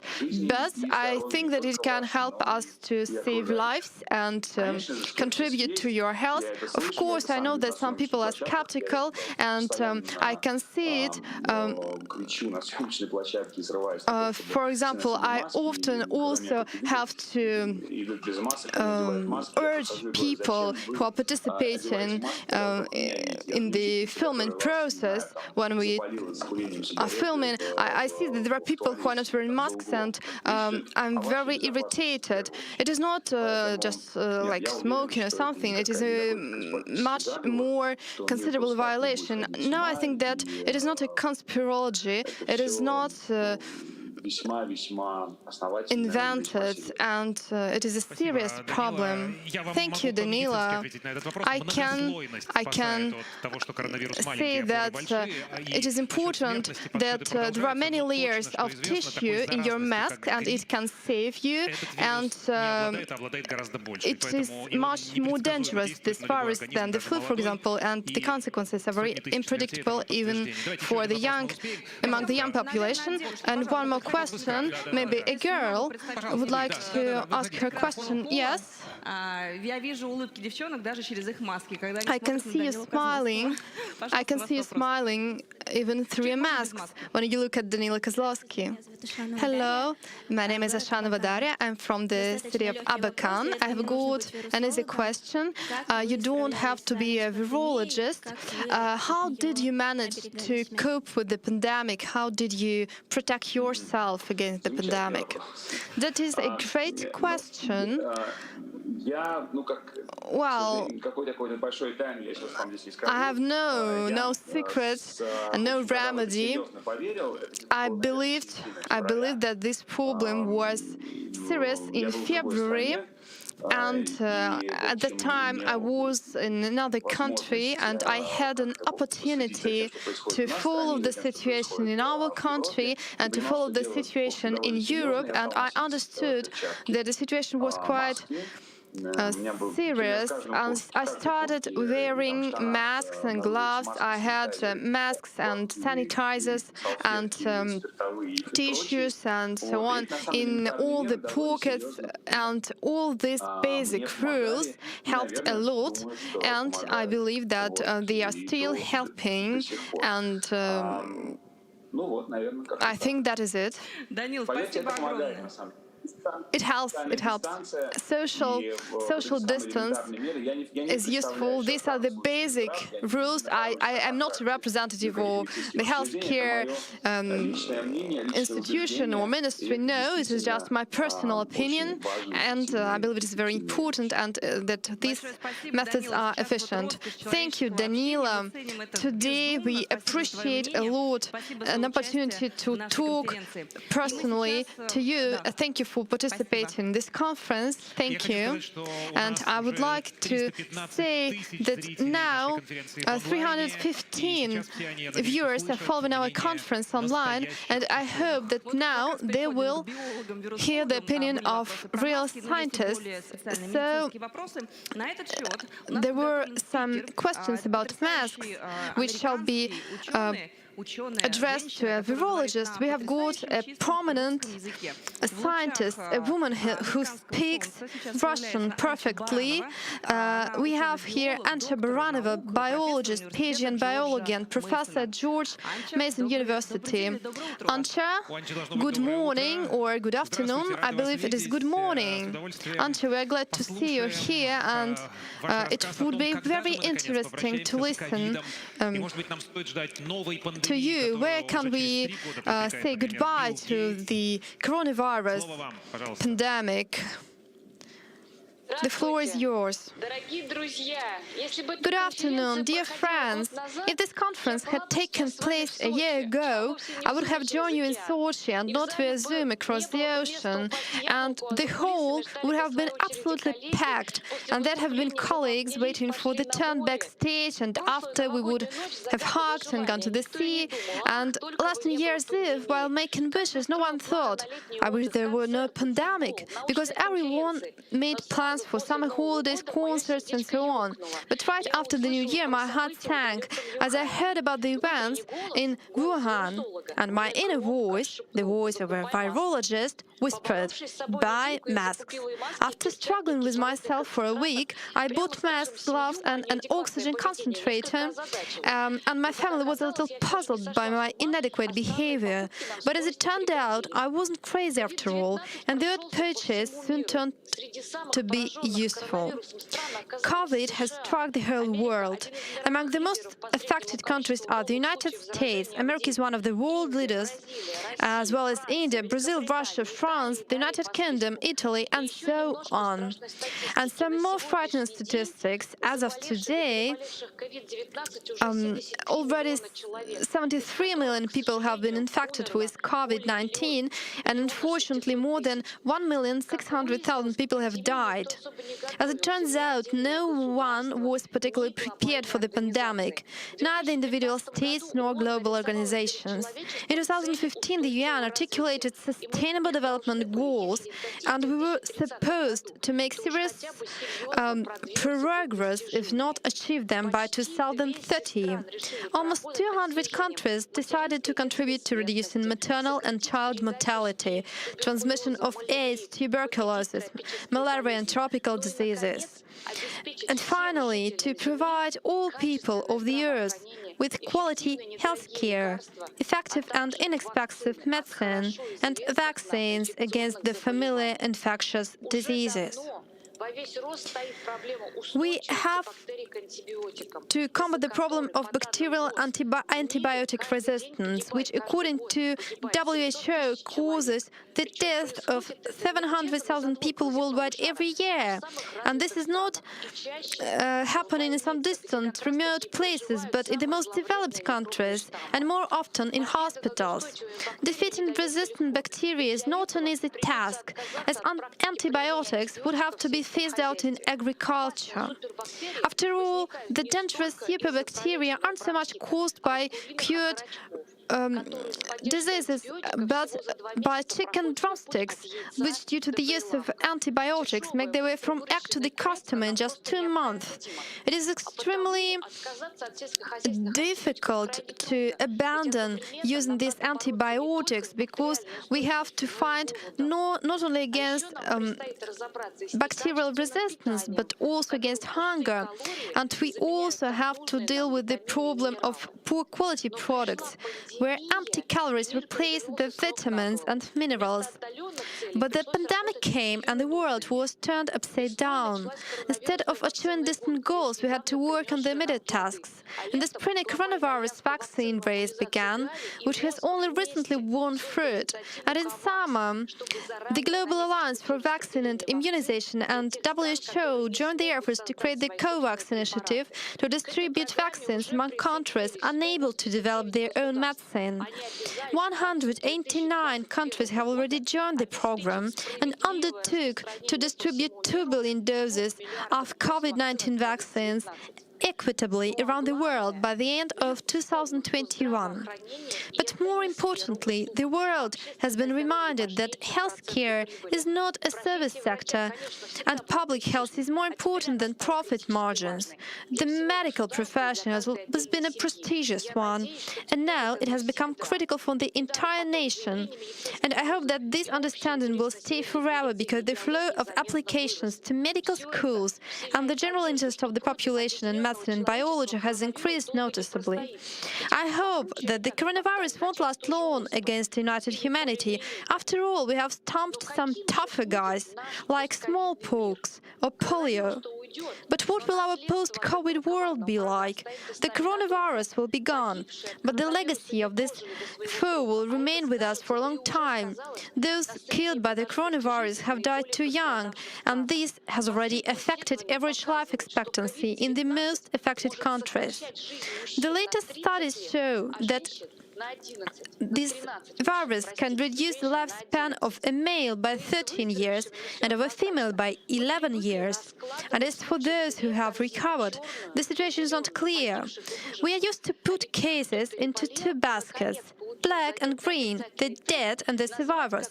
But those who have recovered from the COVID are finally tested negative, and they cannot be classified as green. Many of them still experience considerable consequences: shortness of breath, increased heart rate in response to slightest physical activity, memory and attention problems, as well as indistinct but annoying pains that impact normal life. Many of those who have recovered will require a long rehabilitation period. Doctors and scientists have long warned us that after viral illnesses, the development of chronic fatigue syndrome is not excluded. We had been brushing aside this diagnosis for a long time, as if we thought it was for weaklings. But then, the coronavirus has clearly shown us what can happen. I hope now everyone knows that vitamin D levels need to be kept at an optimum level. We shall not eat too many sweets and spend more time outdoors. And of course, be careful with all the hygiene measures, because it is best not to fight the coronavirus, but to avoid it. And we shall be vaccinated at the earliest opportunity. Having damaged the mankind, the coronavirus has at the same time spurred progress. Nothing is spared for the coronavirus, and now different vaccines have already been tested on different platforms: mRNA-based, adenovirus-based, peptide-based, and even nanocrystalline vaccines. It is great that humanity didn't put all eggs in one basket, but put all the available eggs into different baskets so as not to miss the development of a truly effective vaccine. And for those who got infected, there is good news too. Also, we haven't yet found a specific anti-coronavirus treatment, a magic bullet like the one that has recently defeated hepatitis C. We have learned to negotiate with the virus using anticoagulation therapy. But it is too early to trumpet victory. People are still getting infected. In the United States, every day, more than 200,000 people test positive for coronavirus.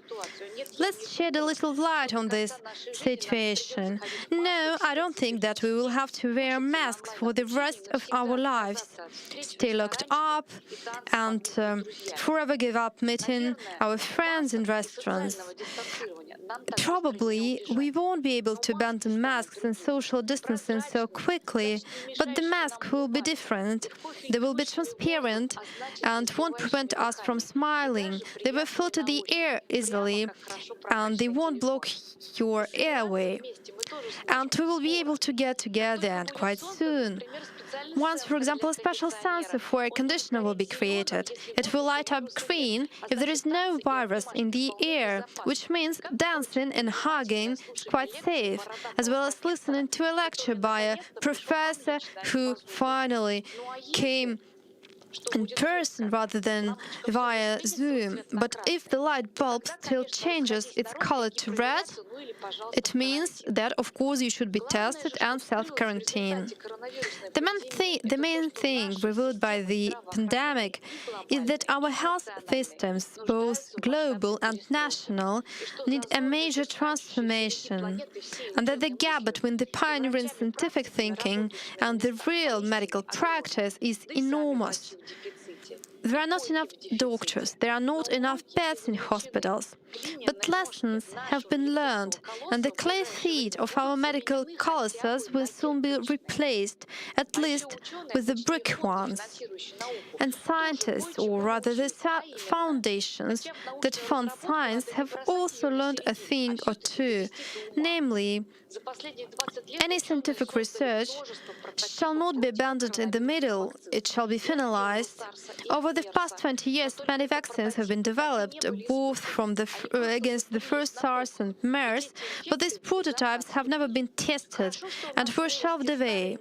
Fortunately, we had those old untested prototypes. They came in handy, but it would have been even better if the shelves had been stocked with tested vaccines, and if we had completed the development of these vaccines against SARS and MERS in due course, we could have saved many lives. So lessons have been learned, the map has been drawn for the future, the new year is coming. It will not be a leap year and everything will be fine. Thank you, Ancha, for your optimism and for your speech full of facts.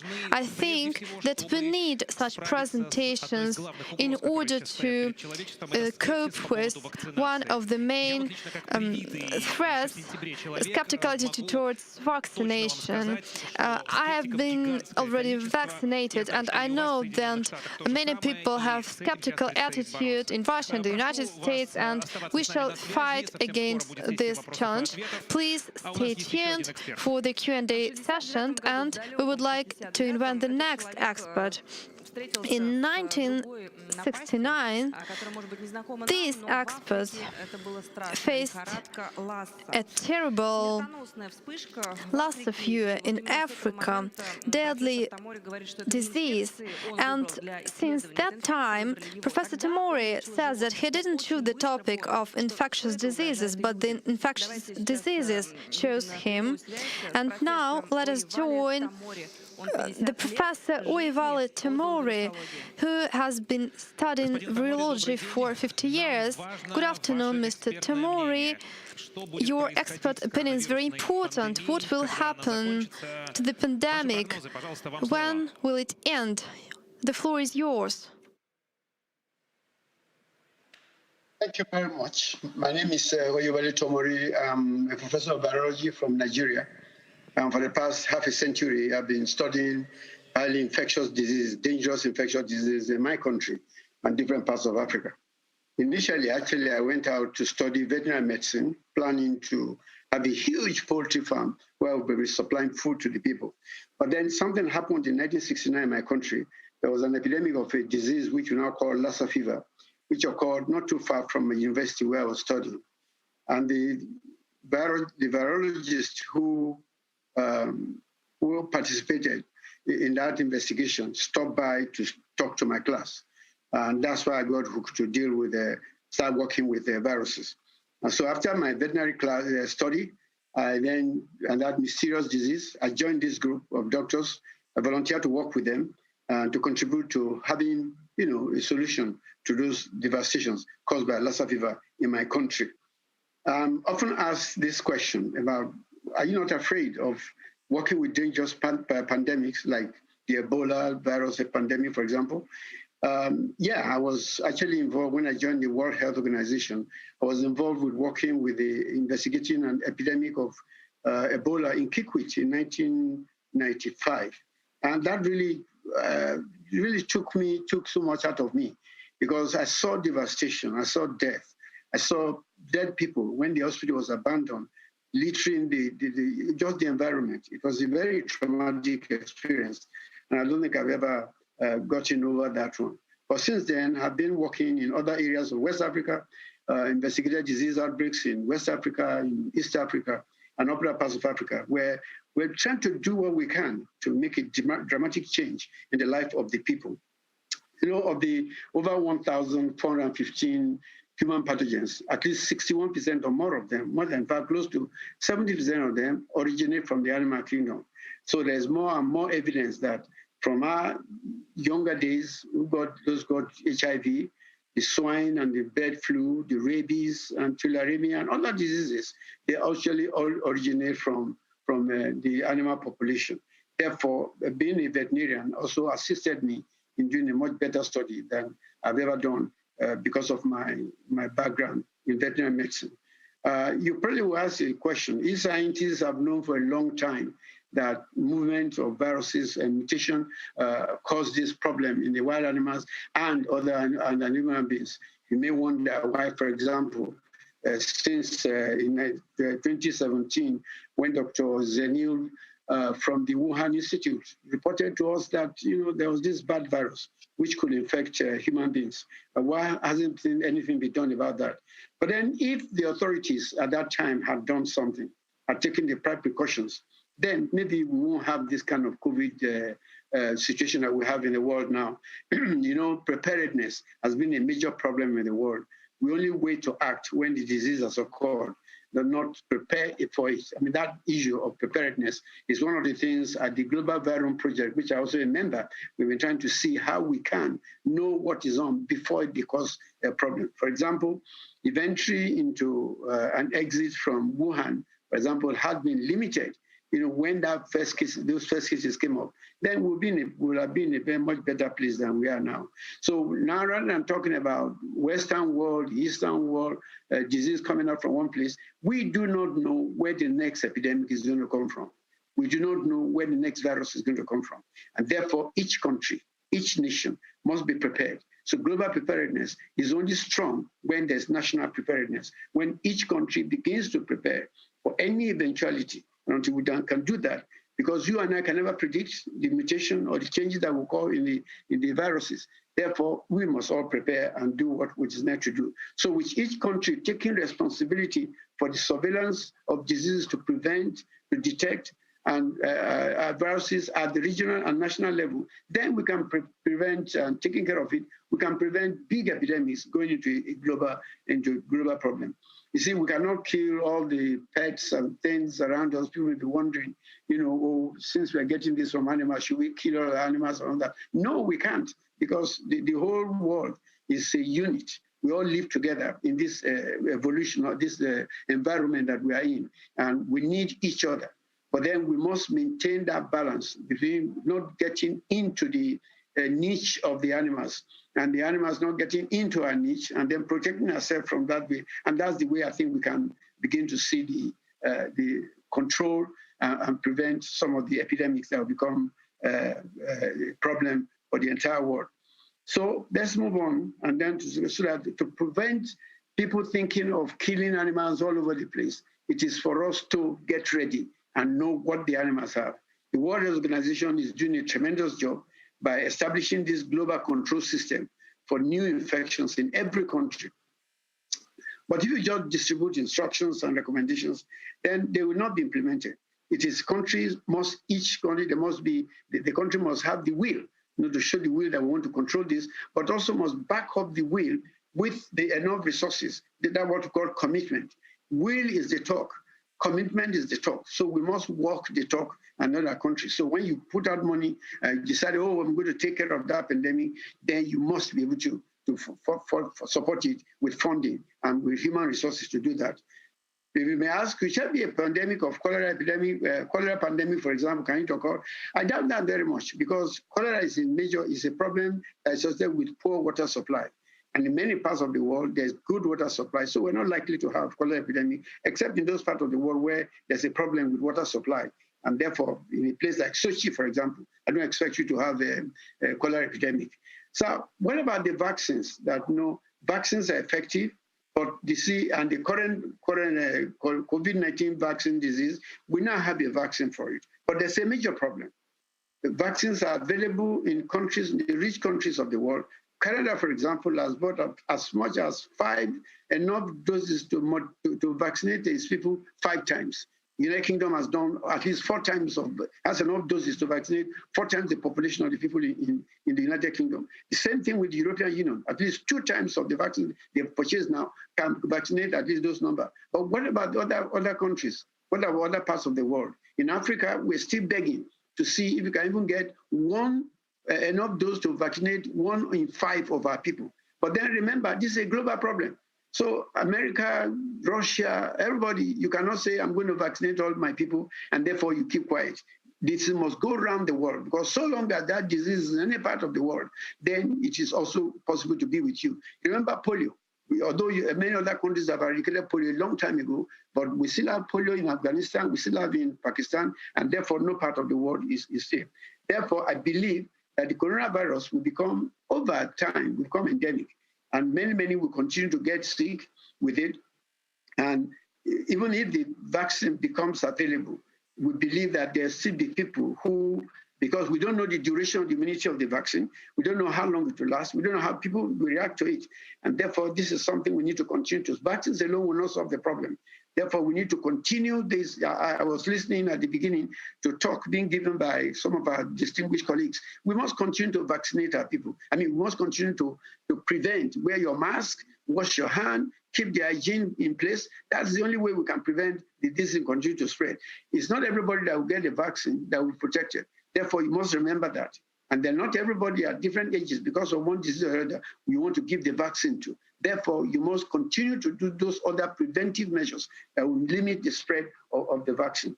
The fact is that viruses the use of antibiotics for viruses is not that serious, because viruses by their nature would develop inside the cell. So if you are going to target with a drug, you have to actually target the cell itself, and that may eventually kill the cell. So for many of the viral diseases, because they grow inside of the cells of our body, it is very, very difficult to use antibiotics. So will there be the future for epidemics? We are a nation of poor people who keep invading the environment. We cut down forests, we drain swamps, we destroy the habitats of the animals, and therefore we get ourselves involved and get committed to getting their own viruses. And that becomes a major issue for us. And I think one of the things I would like to say for everybody is that the world is one when it comes to diseases. There's no, I'm from Sochi, I'm from Nigeria. What happens as long as people travel from one place to another? Remember, the viruses cannot move. It is people like you and me that move and carry the virus from one place to another. So long as we are moving, so long as we are spreading it, we must protect each other. The world is one. And under this, with this COVID, is a good example of what happened. Started in Wuhan, and now where are we? All over the world. Thank you very much for this opportunity that are given to us. Over. Thank you, Mr. Tamure. We would like to wish you good health. And now we have got an opportunity to ask a couple of questions. Please, Antje Baranova and Mr. Tamure, please be brief. And I hope that the questions will also be brief. We have got our viewer from China who has a question. Is she from Wuhan? Where are you from exactly in China? What is your name and your question, please? Hello, my name is Su Shuting. I live in Beijing, China. Thank you very much for a very interesting discussion. I think that we must watch out for dangerous mutation of virus in the world. But given the developments of medicine technologies and genetics, is it possible to synthesize and invent new viruses in laboratories, proactive and immediate event and the cost for them? Господин Тамори, возможно, не расслышал как следует. Mr. Tamure, maybe you didn't hear the question well. I will repeat the question. Can we produce new bacteria and viruses in labs in advance, artificially, to create some medicine even before the appearance of this bacteria? Yeah, thank you very much for that question. The problem with the vaccine, with viruses, that, like I mentioned, we don't know which one is going to cause the next problem. And therefore, even if we have drugs for one, it may not be effective for the other. And bear in mind that viruses, by their nature, require to live inside the individual cells.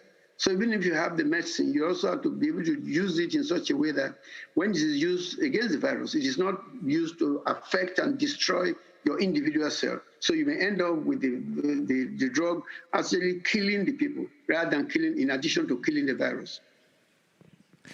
Спасибо большое. Давайте... Thank you a lot. And now one more question for Antje Baranova. Question from the audience, please. Please take the mic and ask your question. Please take off the mask. My name is Valeria. I'm from Samara.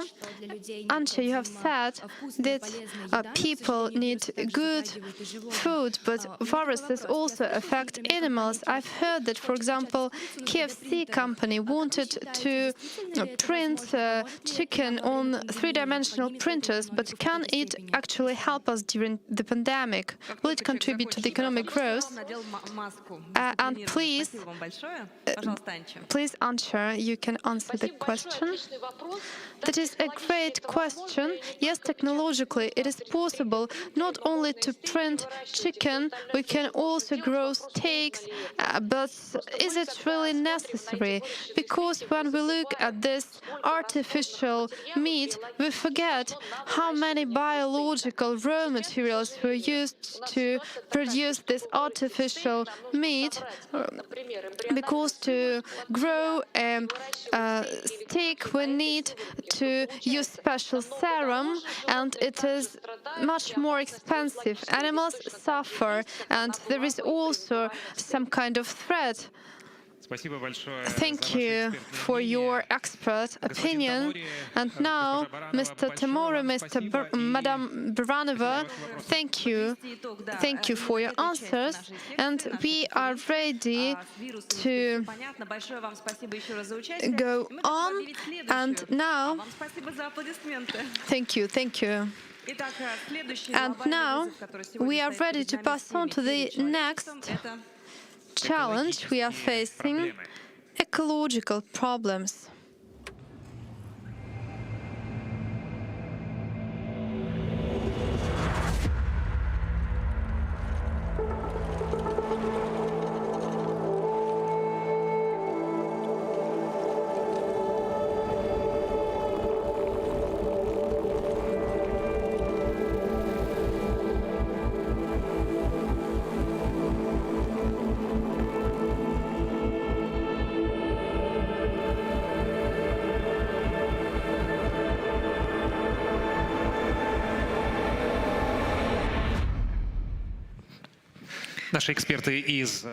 Our experts from the previous section, Mr. Timur in particular, has already said that the pandemic, the nature's response to our irresponsible attitude, and this response can be even more severe if we don't take any measures.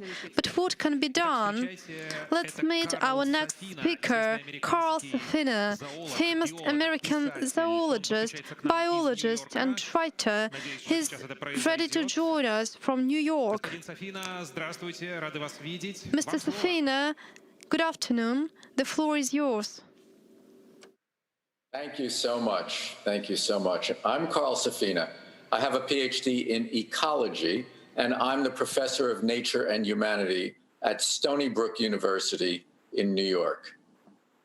I love animals. I especially love wild things and wild places. In the world's ocean, some of my favorite birds are albatrosses. They are very, very beautiful, and they are the biggest of all flying birds. There are about 24 species.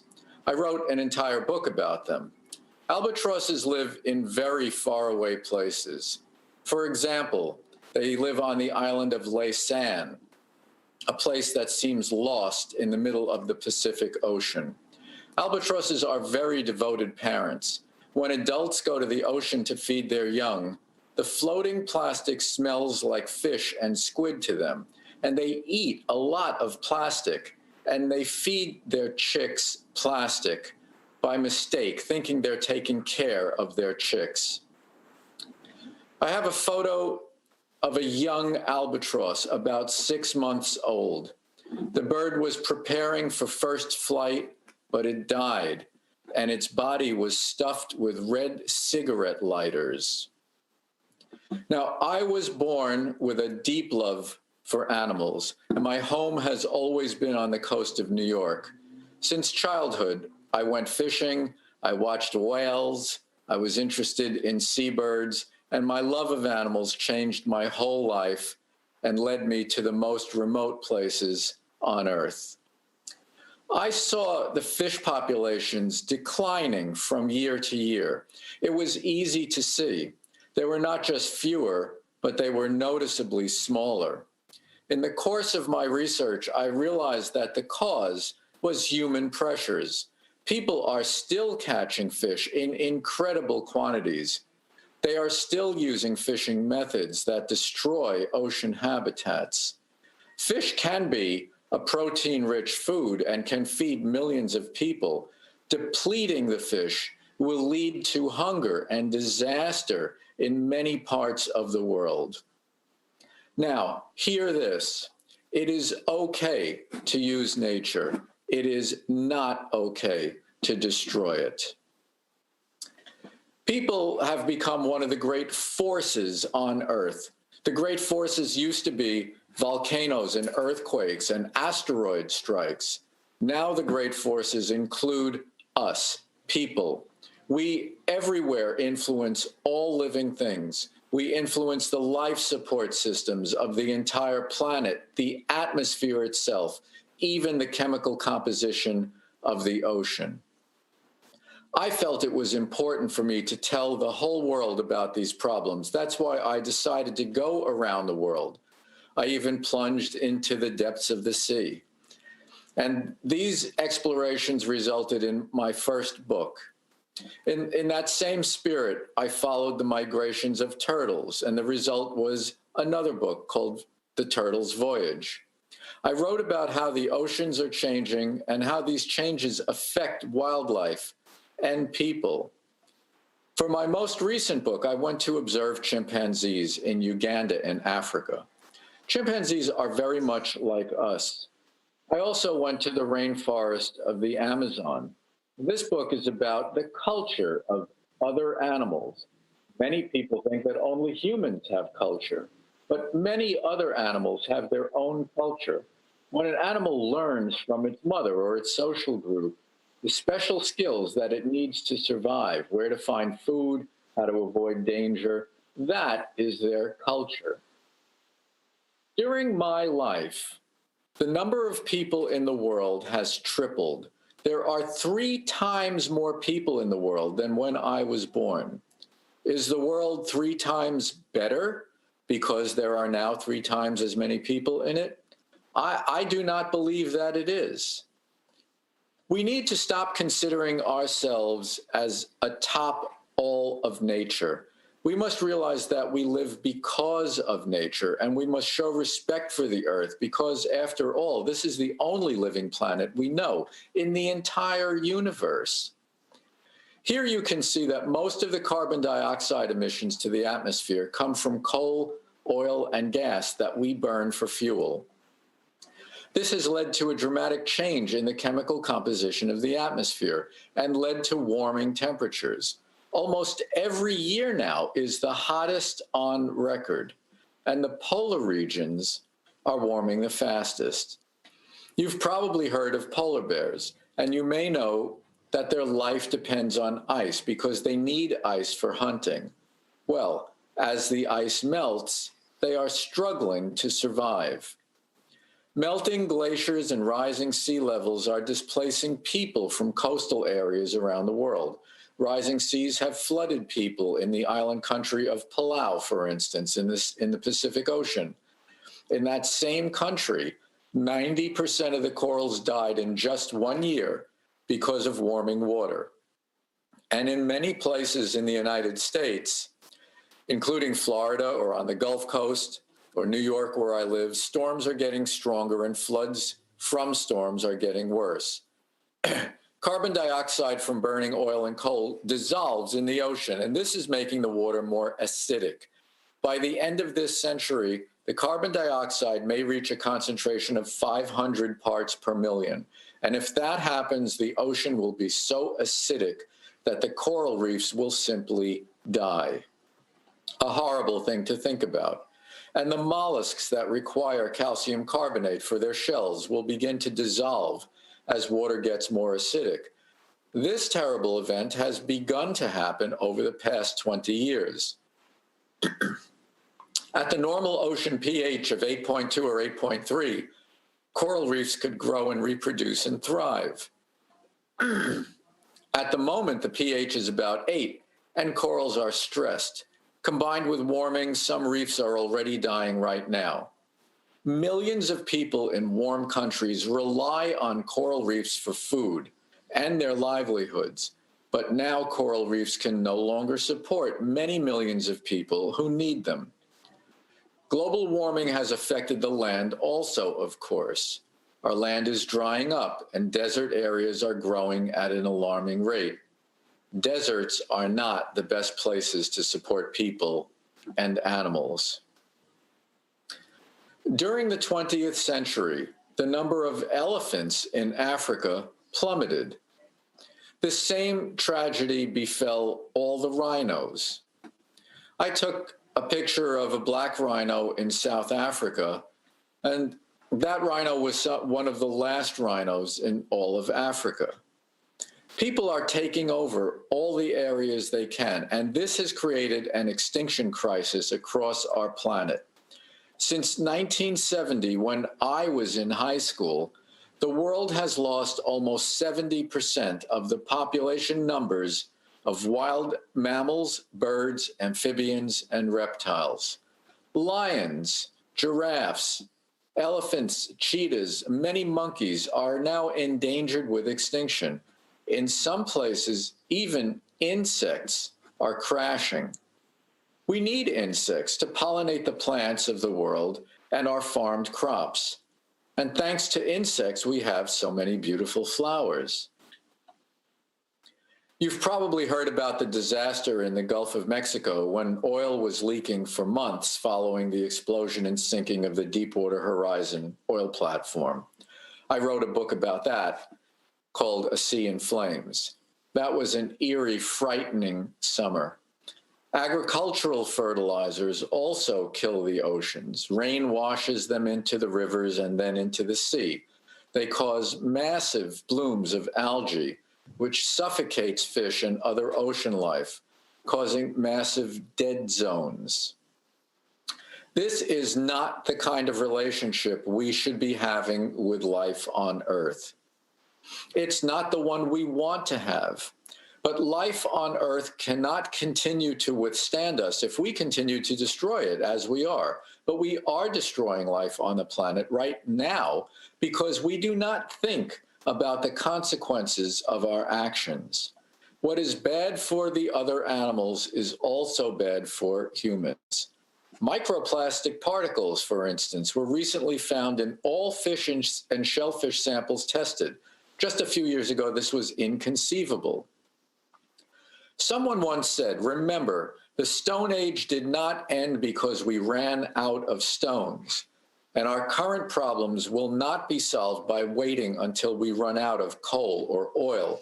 We now urgently must act with all our energies to build the solutions that will allow humans and nature to survive. To think of ourselves as the top of the universe is a worldview from the past. Still, this outdated view prevails.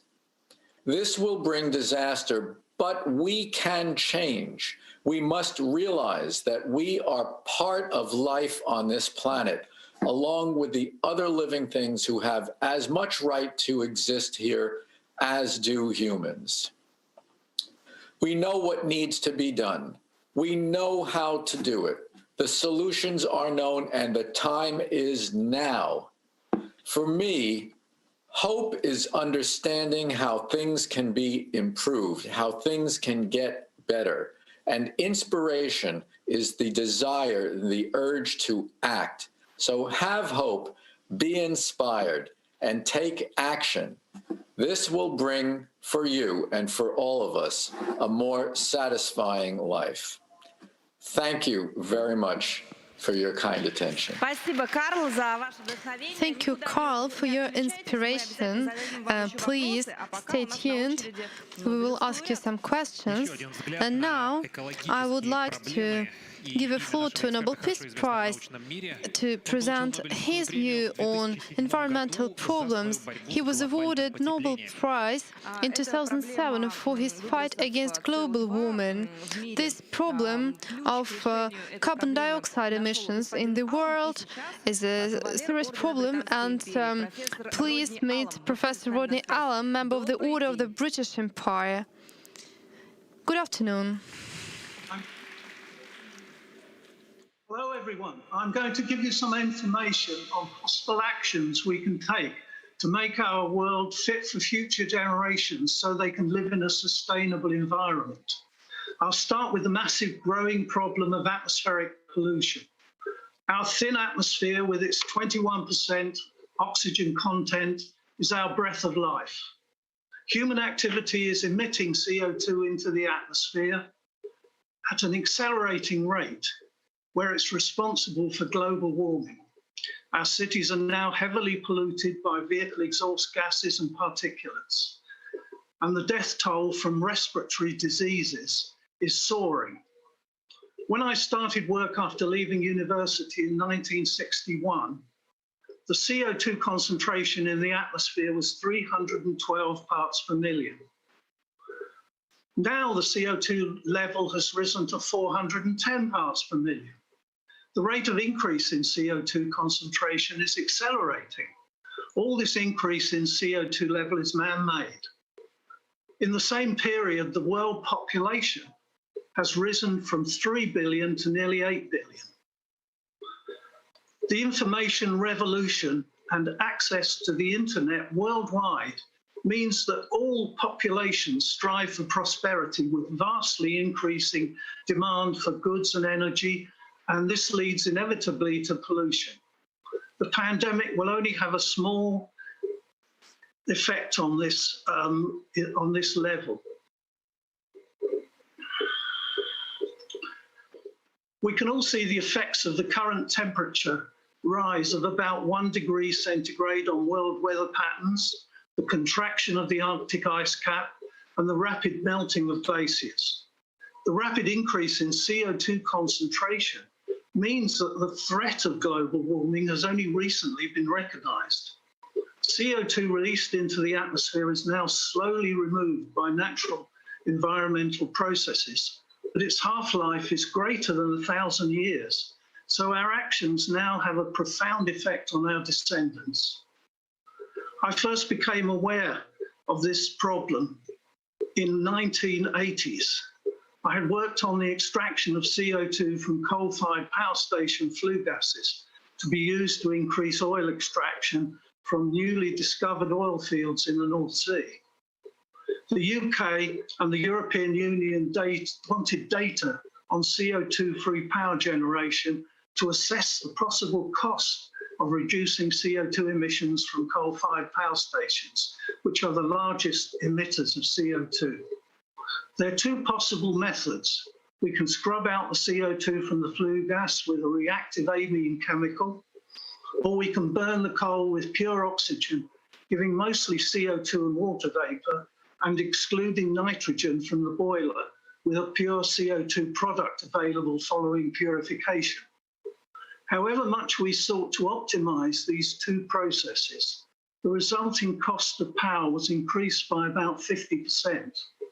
Efforts to treat natural gas-fired gas turbine systems resulted in similar extra costs. I realized that these conventional systems had to be replaced with an entirely new system with 100% CO2 capture using fossil fuels which produce power at a cost no higher than the best current conventional power station with no CO2 capture. Is it necessary to abandon the use of fossil fuels entirely? A lot of people think so, but I say absolutely not. Fossil fuel used is essential in the future. Wind and power systems are being installed at a rapid rate, but their output is intermittent and unreliable. We need to realize that power demand in regions cannot be controlled. It must be satisfied. It's the user that produces the demand. This will only be possible in a system which has several sources of power, which complement each other. Nuclear power is an important, highly reliable part of the energy mix. Implementation of improved designs will result in complete fuel cycles, which will not produce harmful waste and which will have low decommissioning costs. Fossil fuel systems must be associated with pipelines feeding CO2 to storage wells. The CO2 is stored underground in waterlogged porous rocks, where the CO2 forms a single phase with the water. The new system I developed for power generation is based on CO2 as the working fluid in a power cycle. I developed this the first work was done actually in Russia in the 1930s. If natural gas is burned in pure oxygen, the combustion products are only CO2, water, and heat. If the water is condensed, then only CO2 gas remains. The heat can be converted into power in a power cycle by heating a circulating CO2 high-pressure stream, which expands in a turbine producing power. The development, which gives the system very high efficiency, came from examining the physical properties of CO2 and adding design features which resulted in part of the heat requirement being supplied at a low temperature level below 400 degrees C, while most of the heat comes from combustion at a high temperature level. And this low-grade heat, which is around 20% of the total, that comes from heat of compression in the system itself. A 50 megawatt thermal demonstration power plant's been operating in the US for 2 or 3 years. The system meets the objective of lower power costs with 100% CO2 capture. The use of coal will continue in China, India and Southeast Asia, Russia, US and Europe. As older stations reach retirement, they can be replaced by these new Allen cycle CO2 systems powered by natural gas or fuel gas produced by oxygen gasification of coal. This will allow all the polluting units to be phased out over the next 40 years. There's been a very large increase in the number of road vehicles in the last 50 years. The problem of CO2 emission requires the replacement of current vehicle propulsion using hydrocarbon fuels and replacement by electric power derived from batteries or from hydrogen fuel cells. Battery power is a sustainable future if the electric demand for charging is provided by CO2-free power sources. This will also remove a major contributor to ground level pollution in our cities. Hydrogen is the fuel of the future. Its introduction will enable us to replace natural gas for domestic, commercial and industrial heating using existing natural gas pipelines. It's possible to generate green hydrogen by electrolysis, and some people have said we'd be able to use this hydrogen for our total resource of power, complementing wind and solar. But the power requirements for electrolysis using electrical energy are so immense and capital costs are so high that this is impractical. The bulk of the hydrogen will be produced using very large centrally located plants fueled by natural gas with coal or 100% CO2 capture. We must not forget the need to increase our efforts to improve the efficiency of power use. A good example is the very high efficiency LED lighting based on developments of new materials. CO2-free industrial processes need to be developed, particularly for cement manufacture, fertilizers, plastics and oil refining. The challenge of developing CO2 propulsion systems for ships and aircraft is immense. So much for the atmosphere. The oceans have become polluted with plastic waste and fertilizer runoff from the land. Warming oceans are melting the Arctic ice, which will have a profound effect on the Gulf Stream and the climate in Northern Europe. The warmer sea temperatures are bleaching corals along the Australian Barrier Reef. Microplastic particles are now present in the fish we eat and in our own bodies. We must introduce biodegradable plastics and packaging on a world scale. We must vastly improve waste management and disposal, particularly in the poorer nations who will not be able to afford all these changes unless they have massive financial and technical assistance. The objectives of the Paris Agreements on climate change must be quickly implemented. Bulk plastic removal will be difficult to eradicate unless we attack the problem at source. The microplastic contamination may be solved by developing organisms to attack specific plastics. Reduction in contamination from fertilizers in water runoff must be solved by changes to farming methods.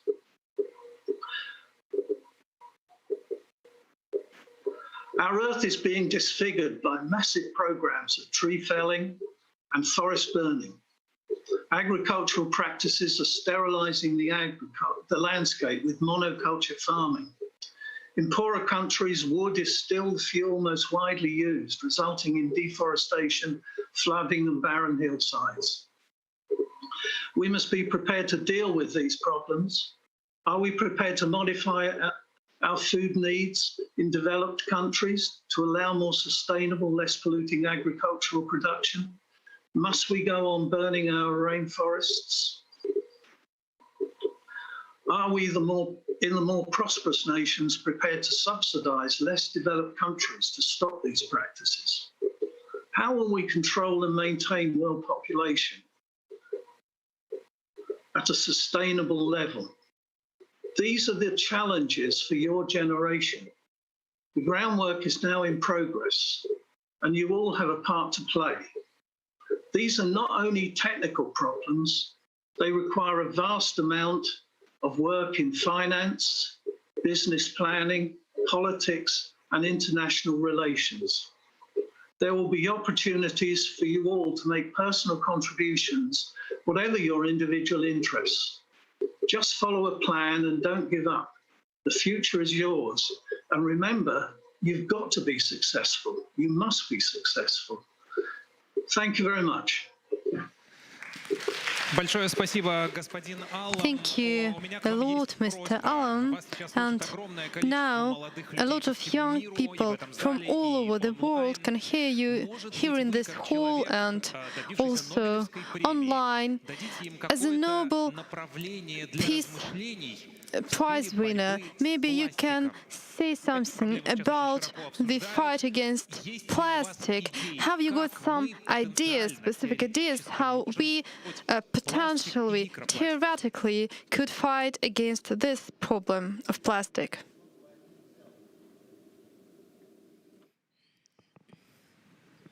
Well, it is a very difficult problem, but I really think that if you put yourself into the position of a villager in some place in Thailand who has very little income, who buys his produce in plastic bags and packaging, there's no refuse collection, so that the plastic just goes into the local river. You've got to stop making plastics which are non-biodegradable, and you've got to subsidize these people in poorer countries so that they can put in place proper systems of waste management. Большое вам спасибо, но мы поняли, что решить проблему пластика нужно. Thank you a lot. Yes, we understand that in order to solve this problem, we should stop producing plastic, and we understand that it is complicated, and maybe our future scientists who are present here will be able to solve this problem one day. And our next guest is a woman, a legendary woman. She has spent 60 years studying and protecting chimpanzees. At the beginning of her career, she spent almost half a year in the jungle with all the downpours, heat, mosquitoes. She studied the habits of monkeys and made some important scientific discoveries, not about the monkeys, but also about people. This person knows how to protect this fragile world and defend it, protect it from ourselves. The legendary Jane Goodall is here with us, PhD anthropologist from the University of Cambridge, ethologist, UN Peace Ambassador, Dim Commander of the Order of the British Empire. Good afternoon. We are glad to see you here. Jane, the floor is yours. What do you think about the possible solution of the environmental problems on the planet? Well, first of all, hello to everybody. And I'm very happy that you invited me to take part in this conference. And I, like a previous speaker, was born loving animals. I grew up in the house where I'm speaking to you from now. And before the pandemic, I was traveling around the world 300 days, giving talks and lectures. Once I discovered the harm that we are doing to the planet. And so this pandemic has caused so much suffering, so much loss of life, loss of loved ones, loss of jobs, economic chaos. And we're still battling with it. And the sad thing is, we brought this on ourselves. We brought it on ourselves by our absolute disrespect of the natural world and our disrespect of animals.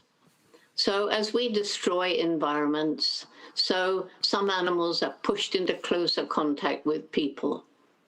And that gives an opportunity for a pathogen like a virus or a bacteria to jump from an animal to a person, where it may create what we call a zoonotic disease. That's simply a disease caused by a pathogen jumping from animal to person. We move deeper into animal habitat, hunting, killing, eating. We capture them, we traffic them or their body parts to sell in wildlife markets in Asia, to sell in bushmeat markets in Africa and Latin America. And we sell them as pets. For some people, having a wild animal as a pet is a status symbol. And in all these situations, particularly in these wildlife markets, we create a situation which is, first of all, extremely cruel. Animals are stressed, they're crowded together. This makes it easier for a pathogen to jump from an animal to a person. We have these terrible industrial factory farms for animals, where again, our domestic animals are crowded together in often unhygienic conditions. Another situation where a pathogen may and has jumped from animal to person. And the thing I want to just add here is I spent many, many years, as many of you know, studying chimpanzees in the rainforests of Africa. And when I started talking to scientists about how like us chimpanzees are, at first I was greeted with mistrust, but gradually scientists began to realize how like us chimpanzees are in their biology. So we share 98.6% of our DNA with chimpanzees. But then I was finding out all these similarities in behavior. They kiss, they embrace, they hold hands, they pat one another. They do that in the same situation as we do. Long supportive bonds between mothers and offspring. Competition between males for dominance, where they stand upright and swagger and remind me of some human politicians. Sadly, like us, they can be violent and even show a kind of primitive war and kill each other.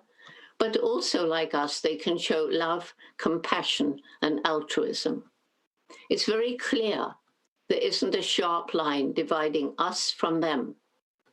Back in the early 60s, I was taught that only human beings had personalities, only human beings had minds capable of solving problems, only human beings had emotions like happiness and sadness and fear. We now know that is not true.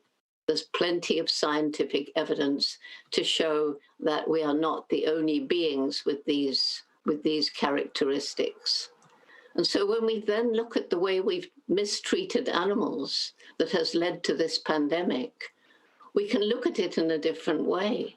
Not just these wildlife farms and these factory farms are causing illness for humans.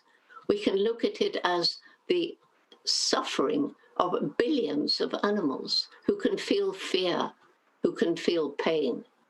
It makes it a little bit different. So, of course, we shall emerge from this pandemic. Already vaccines are being produced. And then we shall have to absolutely confront something which has been pushed aside for the moment by the pandemic. And that's climate change. Climate change we also brought upon ourselves, again, by our absolute disrespect of the natural world. And the way that we have damaged the natural world, the loss of biodiversity, that's the loss of different animal and plant species, is leading us to a world where for your future, you young people, it's a very grim future if we carry on with business as usual. So when I was out in the rainforest, I learned how all the different species are entwined together and rely on each other. So every time that a plant or an animal becomes extinct, we tear a hole in this biodiversity, this tapestry of life. And in some parts of the world, the tapestry is so tattered that it's close to ecosystem collapse. And as has been said already, we are part of the natural world and we depend upon it for our survival. Well, as I say, I used to travel around the world 300 days a year. And in the early 1980s, I began meeting young people who seemed to have lost hope, who seemed apathetic, angry, depressed. Why do you feel like this? I asked them in the different countries. Because you've compromised our future and there's nothing we can do about it. Well, if you believe that we've compromised your future, you are right. We have been stealing it. And we've been stealing it because governments and corporations value short-term profit over protection of the environment for future generations. But is it too late? No. We have, I am convinced, and it's not just me, we have a window of time where we must get together and start healing the hurt that we've inflicted and start at least slowing down climate change and biodiversity loss. So in 1991, I began a program for young people. I began it with 12 high school students in Tanzania in Africa, and they got their friends together because they were worried about all kinds of environmental and social problems. So we decided, okay, we'll form this movement and we'll call it Roots and Shoots. And the main message will be every single one of us makes a difference every single day. And most of us have a choice as to what sort of difference we make. And because I'd learned about the interconnection of everything, we decided every group will choose 3 projects, maybe more, but at least 3. 1 to help people, 1 to help animals, 1 to help the environment. What began with these 12 high school students and their friends is now in 86 countries. We have members in kindergarten, university, even staff of corporations. And it's my greatest reason for hope, because Roots and Shoots is about sitting down with your friends, discussing what you care about, whether it's plastic or palm oil or loss of species or whatever it is. And you discuss what can we do about this problem. And you make a plan. And then you roll up your sleeves and you get out there and you take action. So all over the world now, my greatest reason for hope is you young people. And it seems to me that you're rising up to the challenge in a new way, perhaps because you know more about it. And of course, education is tremendously important. And I look for the day when every school around the world is giving environmental education, and education about who animals really are. That's my goal. But so many people tell me that they've lost hope. And my reasons for hope are, first of all, you young people. because you are changing the world. The projects that are being done, and they're so varied depending on the interests of different young people in different countries, different ages, different socioeconomic groups, different religions, different political systems. The program changes. It's very flexible, and it's very ground up. So you choose what to do, and you get out there and you do it. And we try to give support when it's needed. And so my next reason for hope is this human brain. You've been hearing about what the human brain is doing to tackle the pandemic and climate change and biodiversity loss. And it's very peculiar. The biggest difference between us, chimpanzees, and other animals is this explosive development of our intellect. So isn't it weird that a species that can create a rocket that went up to Mars, the planet Mars, from which a little robot crawled to take photographs? This was a planet where at one time people thought maybe human life could survive. Well, from the camera, from this little robot, well, I've seen the photographs. I don't want to go and try and live on Mars in a bubble. So how odd. We've got this one beautiful green and blue planet. How come that the most intellectual creature to ever walk this planet is destroying its only home? You think perhaps there's a disconnect between this clever brain and love and compassion. And I truly believe only when head and heart work in harmony can we attain our true human potential. My next reason for hope, the resilience of nature. Give nature a chance, and places we have destroyed can regenerate. Nature can come back, and sometimes we give it a helping hand. This is happening all around the world. We get an awful lot of bad news, and there is an awful lot of bad news, make no mistake.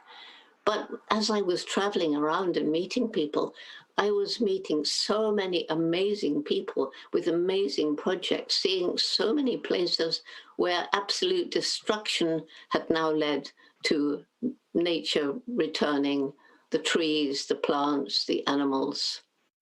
And animals on the very brink of extinction can be given another chance. And, you know, there's so many movements, particularly in Europe, with bears and wolves coming back, and now bison, and animals that were almost extinct, bred in captivity and released again. Of course, we have to preserve the environment first. And then my final reason for hope, which is what I'll end with, what I call the indomitable human spirit, the people who tackle what seems impossible, and they're told it's impossible, but they don't give up. They have a vision, they have a goal, they have a dream, and they inspire others along the way. And so often they succeed. And what I want you to remember, not only that every day you make a difference on this planet, but that you too have that indomitable spirit. Let it grow, nurture it, let it out to help make this world a better place for your children and theirs, and on down the generations. We can do it. We have the knowledge, the skill. Will we do it? I think we can. And I want everybody to say to themselves, we can and we will. But we'll only succeed if we get together now and take action, and every single one of us do our bit to make this a better world, to push governments, to push business, and to try and address poverty, where you destroy the environment because you've got to live, and try and address our unsustainable lifestyles. And of course, we have to think about growing populations. But these are things that we can overcome if we get together from our different spheres of life and discuss the problems, roll up our sleeves, and take action. Thank you. Большое спасибо. Thank you. Thank you very much. Ms. Goodall, please stay with us, stay tuned, and we start our Q&A section. Mr. Alam and Safina are back with us, and the first questions come from Belarus. Please.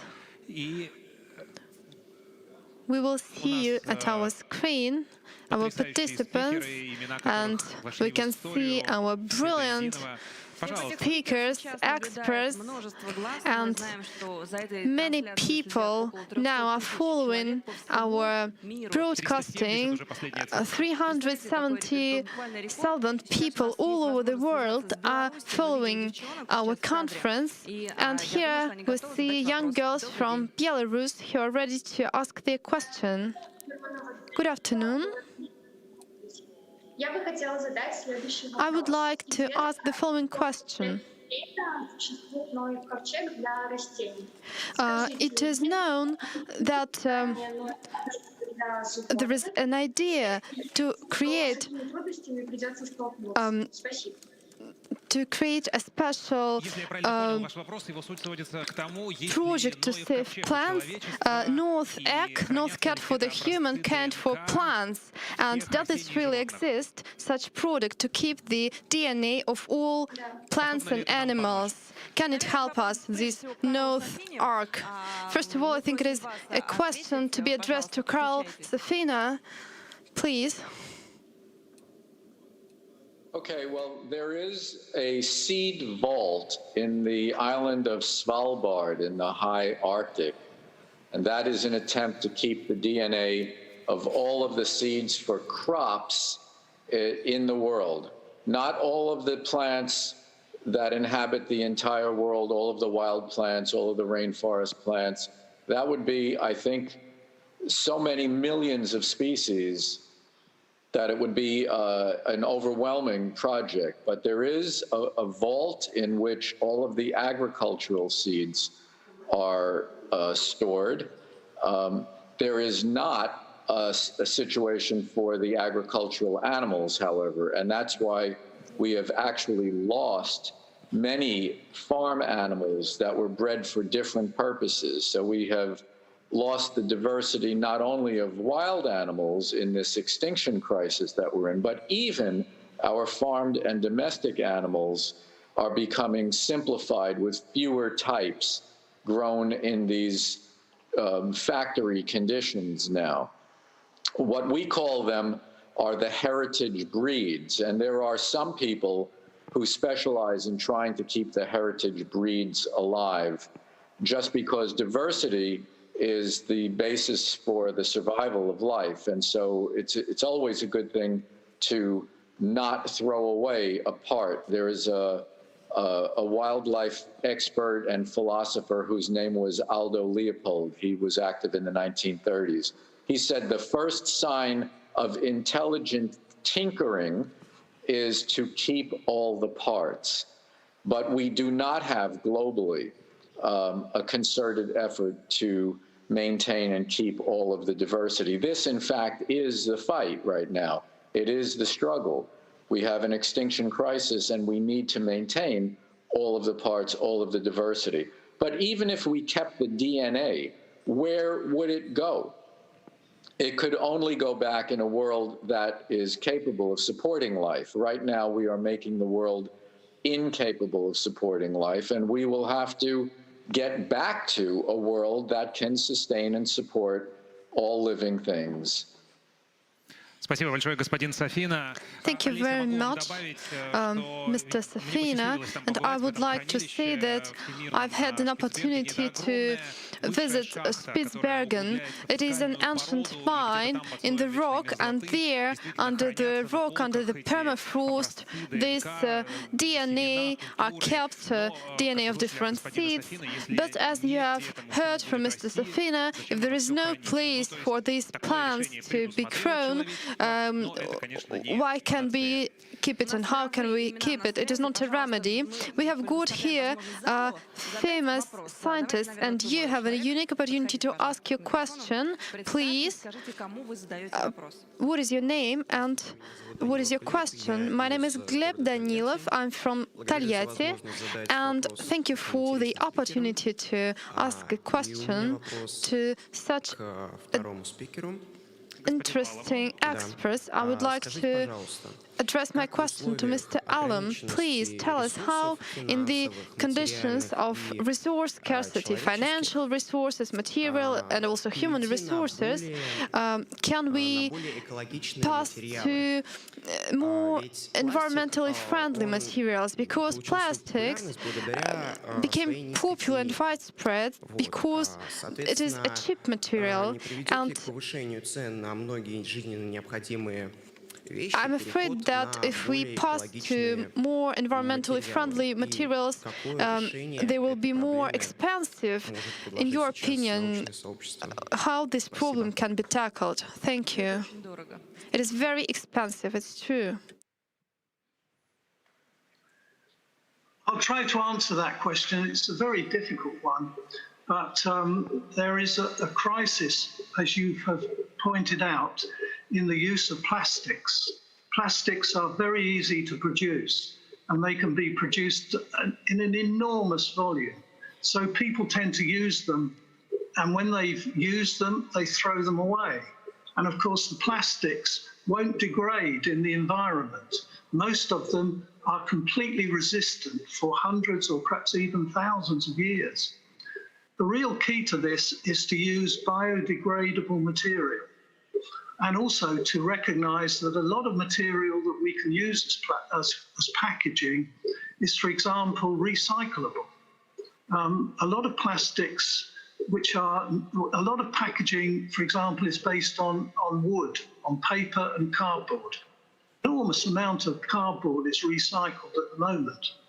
And you've got to also contrast the system which exists in developed countries, where your refuse is collected at the door, where it goes to a recycling plant, where it's processed and put back into the environment, with a situation in Southeast Asia where there is no rubbish collection, where there is no place which the rubbish can be disposed of, and where the only place that the people can throw the rubbish is in the sea or in the local stream. And you've got to see these rafts of pollution in the rivers to actually understand how awful it is. And the only way these people are going to be helped is if we can help them with new technology and, more importantly, subsidize the whole process of refuse collection and recycling. On the other side of the coin, you've got to do a lot more in terms of research into biodegradable plastics and phase out plastics which are not biodegradable. And thirdly, it's necessary to do a lot of biological research to form living organisms which can attack specific plastics, which are present, for example, in these microfibers which exist in the sea and exist in our own bodies. So these are a lot of economic and research needs for the future. Так что вот вы изобретаете этот новый дешевый. So you can invent this new cheap material that Mr. Allen has just mentioned. I've recently visited a university where young students make experiments with some new natural materials like tomatoes and apples to create new materials. So you can also try. There is hope. And one more question to Jane Goodall, please. You're welcome. If you want to practice your English, I think you can do just now. Of course, everyone understands today how important it is to learn English. But there are some technical issues. Because we are translating the conference, please still ask your question in Russian and we will translate it. Good afternoon, my name is Evgenia Tarasenko, I'm from Bryansk, and I have got the following question. Before, I've heard the following fact: if all the people disappear from the Earth, then in some years the world will become clean and the wild nature will rule over the world once again. If it is true, how much time will it require? Jane, this is a question which is addressed to you. If all the people disappear from the Earth, how much time will it take for wild nature to be restored completely? There's no way that I can answer how long it would take. But in the tropics, it would be much quicker because it's more fertile. And you go through a tropical jungle where there was buildings, and you find that the jungles and the vines have taken over the housing that was once there. In places like the desert, mountainsides, it will take much longer because nature has a harder job coming back where the land is less fertile. And in some places where we have, we're destroying our soil, which is terrible. We're destroying our soil with chemical fertilizers, pesticides, and herbicides. And as we destroy the soil, that means really we're terribly damaging our future. But the soil can be restored. And if there was nobody there to give a helping hand, it would take a bit longer. But for sure, nature would come back. And most creatures would be thanking whatever god they worship that this human scourge has disappeared from their once beautiful country. Большое спасибо, Джейн. Действительно, даже страшно подумать, что если человека не будет... Thank you, Jane. Well, it is quite frightening to imagine that everyone can disappear. Let us stop damaging wild nature. Jane, this applause goes to you. And now we continue our session. 380,000 people are following us now, and we receive some questions. And we would like to ask one question to all the three experts, Carl, then Mr. Alam and Jane. We would like to ask you all the following question. Have we already attained the point when we cannot change anything? And what shall we do if it is true? Is it a point of non-return already? Господин Сафина, сначала вы, пожалуйста. Mr. Safina, you first, please. As long as humans are alive and as long as we have the human spirit and some of our human dignity, there is never a point at which we can not change anything. These problems are all human-made. The solutions will be human-made. Спасибо за ваш оптимизм. Господин Аллам, разделяете ли вы? Thank you for your optimism. Mr. Alam, do you share this optimism? You have to look at different and assess the problem for different situations. For example, if you look at northern Scotland, the mountains are barren. In Yorkshire, the moors are barren. But 5,000 years ago, this whole area was covered in forests. Now, what happened was that the early people there, 5,000 years ago, started to practice agriculture. And before you knew where you were, they'd cleared all these forests away. And on the uplands, on the hills, the soil became eroded and disappeared. So on the hills of Scotland, it will take, I don't know, thousands of years to build up a tree cover which covered that area completely. If you look at CO2 in the atmosphere, the time required for natural forces, natural environmental changes to degrade the CO2 level, as I said in my talk, is about a half-life of 1,000 years. So CO2 in the atmosphere and global warming are with us for a minimum of several thousand years due to our own actions now. Now, as far as the land goes, we can change our agricultural practices very quickly, and we can restore a lot of the land damage that we've done. So you have to look at each area separately and assess what is possible and what is not possible. But you have to remember that what we're doing now, in many cases, will take 2,000–3,000 years to correct naturally. Большое спасибо. Теперь Джейн. Thank you. And now you, Jane, please answer this question. Well, the question I sort of answered. I gave my reasons for hope, and they don't change. I do not believe that we've reached that point of no return. And if we have, well, I personally would go on fighting to change things until the day I died. If we all decide there's nothing we can do, then we'd better get together and have a big party and raise a glass to future species that will take over when we've gone.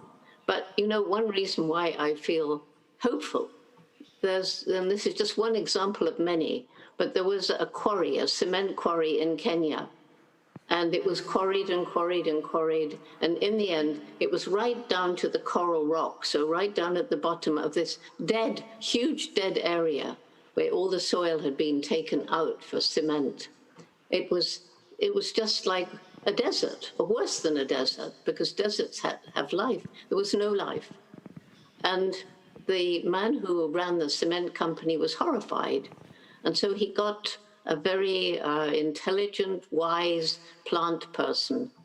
And he had studied nature. And so he gradually changed this whole barren area by introducing little species that, and I don't remember the details, but first of all, a little kind of centipede, and then a little kind of plant, and then something else, following the pattern of nature. And if you go there today, it's green and lush. There are elephants there. It's a nature park. It's got an area where local people can carry on their traditional hunting for mushrooms and firewood and so on. So it's never going to be impossible. We may lose a lot of what we have, but there's always hope for the future. And one question that was asked earlier, I can't resist commenting about the genes of different animals. Should we preserve them all? Well, it turns out we have preserved the genes of the woolly mammoth. And so an awful lot of money is being spent by some scientists trying to recreate the woolly mammoth. And I'm thinking to myself, we're in a warming world. Woolly mammoths lived in the Ice Age. First of all, what's the point of bringing the poor woolly mammoth back, even if we can? And secondly, why waste money on doing that when we should be using the money to educate people, to alleviate poverty, to change the way we live? That's what I say. Джейн, большое спасибо за такие... Jane, thank you a lot for your words, inspirational words addressed to us, to our viewers. All of us, we share this hope. We have talked to these prominent experts, Carl Safina, Mr. Alam, and Jane Goodall. Now, please share your optimism with our experts. Thank you very much. I would like to thank our experts, and this is a turning point, a historical moment, because very rarely we have an occasion to talk to such prominent experts. Thank you a lot. And now we shall say that all these challenges we have been discussing, all these four challenges are so closely interlinked, and there are more people, there are fewer resources. Ecological catastrophes provoke the appearance of new viruses, and humans will have to solve these problems to prevent them from turning into threats. In the very beginning of the conference, we had a vote to understand which threats, which challenges are the most difficult. And 1/3 of all the votes were given for the ecology, environmental problems. And what is the most challenging for you? After this discussion, we would like to learn it, and we will start a new vote. So we would like to remind you that you shall join our website, next75.ru, and you will see a QR code, and you shall just open this page and vote. And we are ready to start voting and start our countdown. We like doing it. 5, 4, 3, 2, 1. Vote. And while the voting is going on, it is time to draw some preliminary conclusions. Our discussion today is very outstanding. Some legendary people like Jane Goodall, for example, and other experts, and I was just overwhelmed by her force of inspiration, saying that we shall protect biodiversity. There is still hope, and we can solve these problems and prevent this challenge from turning into something more terrifying. Maybe we will be able to prevent a new virus, a famine, large-scale famine, or something else. But what shall we do to prevent these challenges from turning into threats, turning into insurmountable problems which you, the new generation, will have to face? Can we change our world for the better? We asked the Director General of Rosatom State Corporation, Alexei Likhachev, about this issue. Dear friends, first of all, I would like to thank all of you, all the participants of the conference. And it is no coincidence that it is entitled NEXT75. This year we celebrated the 75th anniversary of the nuclear industry of our country.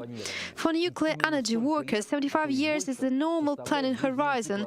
This period, or even a longer period, amounts to a nuclear power plant life cycle, from the design phase to its decommissioning. We always try to look ahead, to prevent all the possible threats and challenges that we can face in future. According to the motto of our anniversary celebration, when planning and acting, we shall be ahead of the future. Dear friends, we live in the era of technological progress. Due to this progress, people go into space, explore the universe, generate new technologies and artificial intelligence, develop previously inaccessible territories. We know how to implement bold, sometimes even fantastic ideas. And today, it may seem that we have only victories ahead of us, only a bright future. But that is not the case. Progress has a downside. I see several challenges that the humanity is facing right now. In order to continue to develop successfully, we must respond to them with dignity. Firstly, climate change caused by carbon dioxide emissions from combustion of hydrocarbon fuels. We must exponentially reduce the global carbon footprint in the near future. That means creating a new low-carbon energy mix, using wind power, hydropower, solar energy, and, of course, nuclear energy. It is the green square of low-carbon energy for the future to save the planet. Secondly, rapid technological renewal. It has taken humanity 2 centuries to switch to machine production and only a few decades to embrace digital technologies. The pandemic has also contributed to this. On the one hand, the demand for new technology has increased. On the other hand, we are all aware of the limits of technological development and the uneven access to it. Thirdly, the crisis of the current system, which is based only on profits and losses, is also often referred to as quarterly capitalism. Society, and above all the younger generation, is becoming more and more insistent in its demands for socially responsible behavior, nature conservation, and environment protection. And finally, there are threats that we didn't know we were facing. This year, all of us, each of us, is facing a pandemic of a new virus that has threatened our familiar lifestyle and for many even their life. We cannot be sure that we will not encounter new pandemics, new diseases in the future. The pandemic has shown once again how small our planet is and how interconnected everything is. It is no longer possible to just close the borders and pretend that the problems do not affect us. Whatever happens in any remote corner of the globe will sooner or later affect all of us. Therefore, our common task is to find common solutions, to prevent challenges and threats, and to make our lives better. All these challenges are addressed by the 17 Sustainable Development Goals formulated by the United Nations. Rosatom's activities correspond to almost every one of them. All of our business, both traditional, generation of clean nuclear power, and new, wind-powered digital products, environmental projects and solutions, is aimed at qualitative improvement of life, increasing its comfort and safety. We care about the future of our planet, about the air our children and grandchildren will breathe. And I believe all of you in this hall, all of you who are watching us on your screens, also care. It is you, representatives of the younger generation, who are already responsible for our common home, our planet. I'm sure that this conference has enabled us all to take a step towards understanding what should be done now to make life on this planet better and safer in the next 75 years. All great discoveries and all great achievements are made by people, first of all by people who care like you, and I'm sure that together we will change the world for the better, because the future has already begun. And what it will be depends only on us. Thank you very much.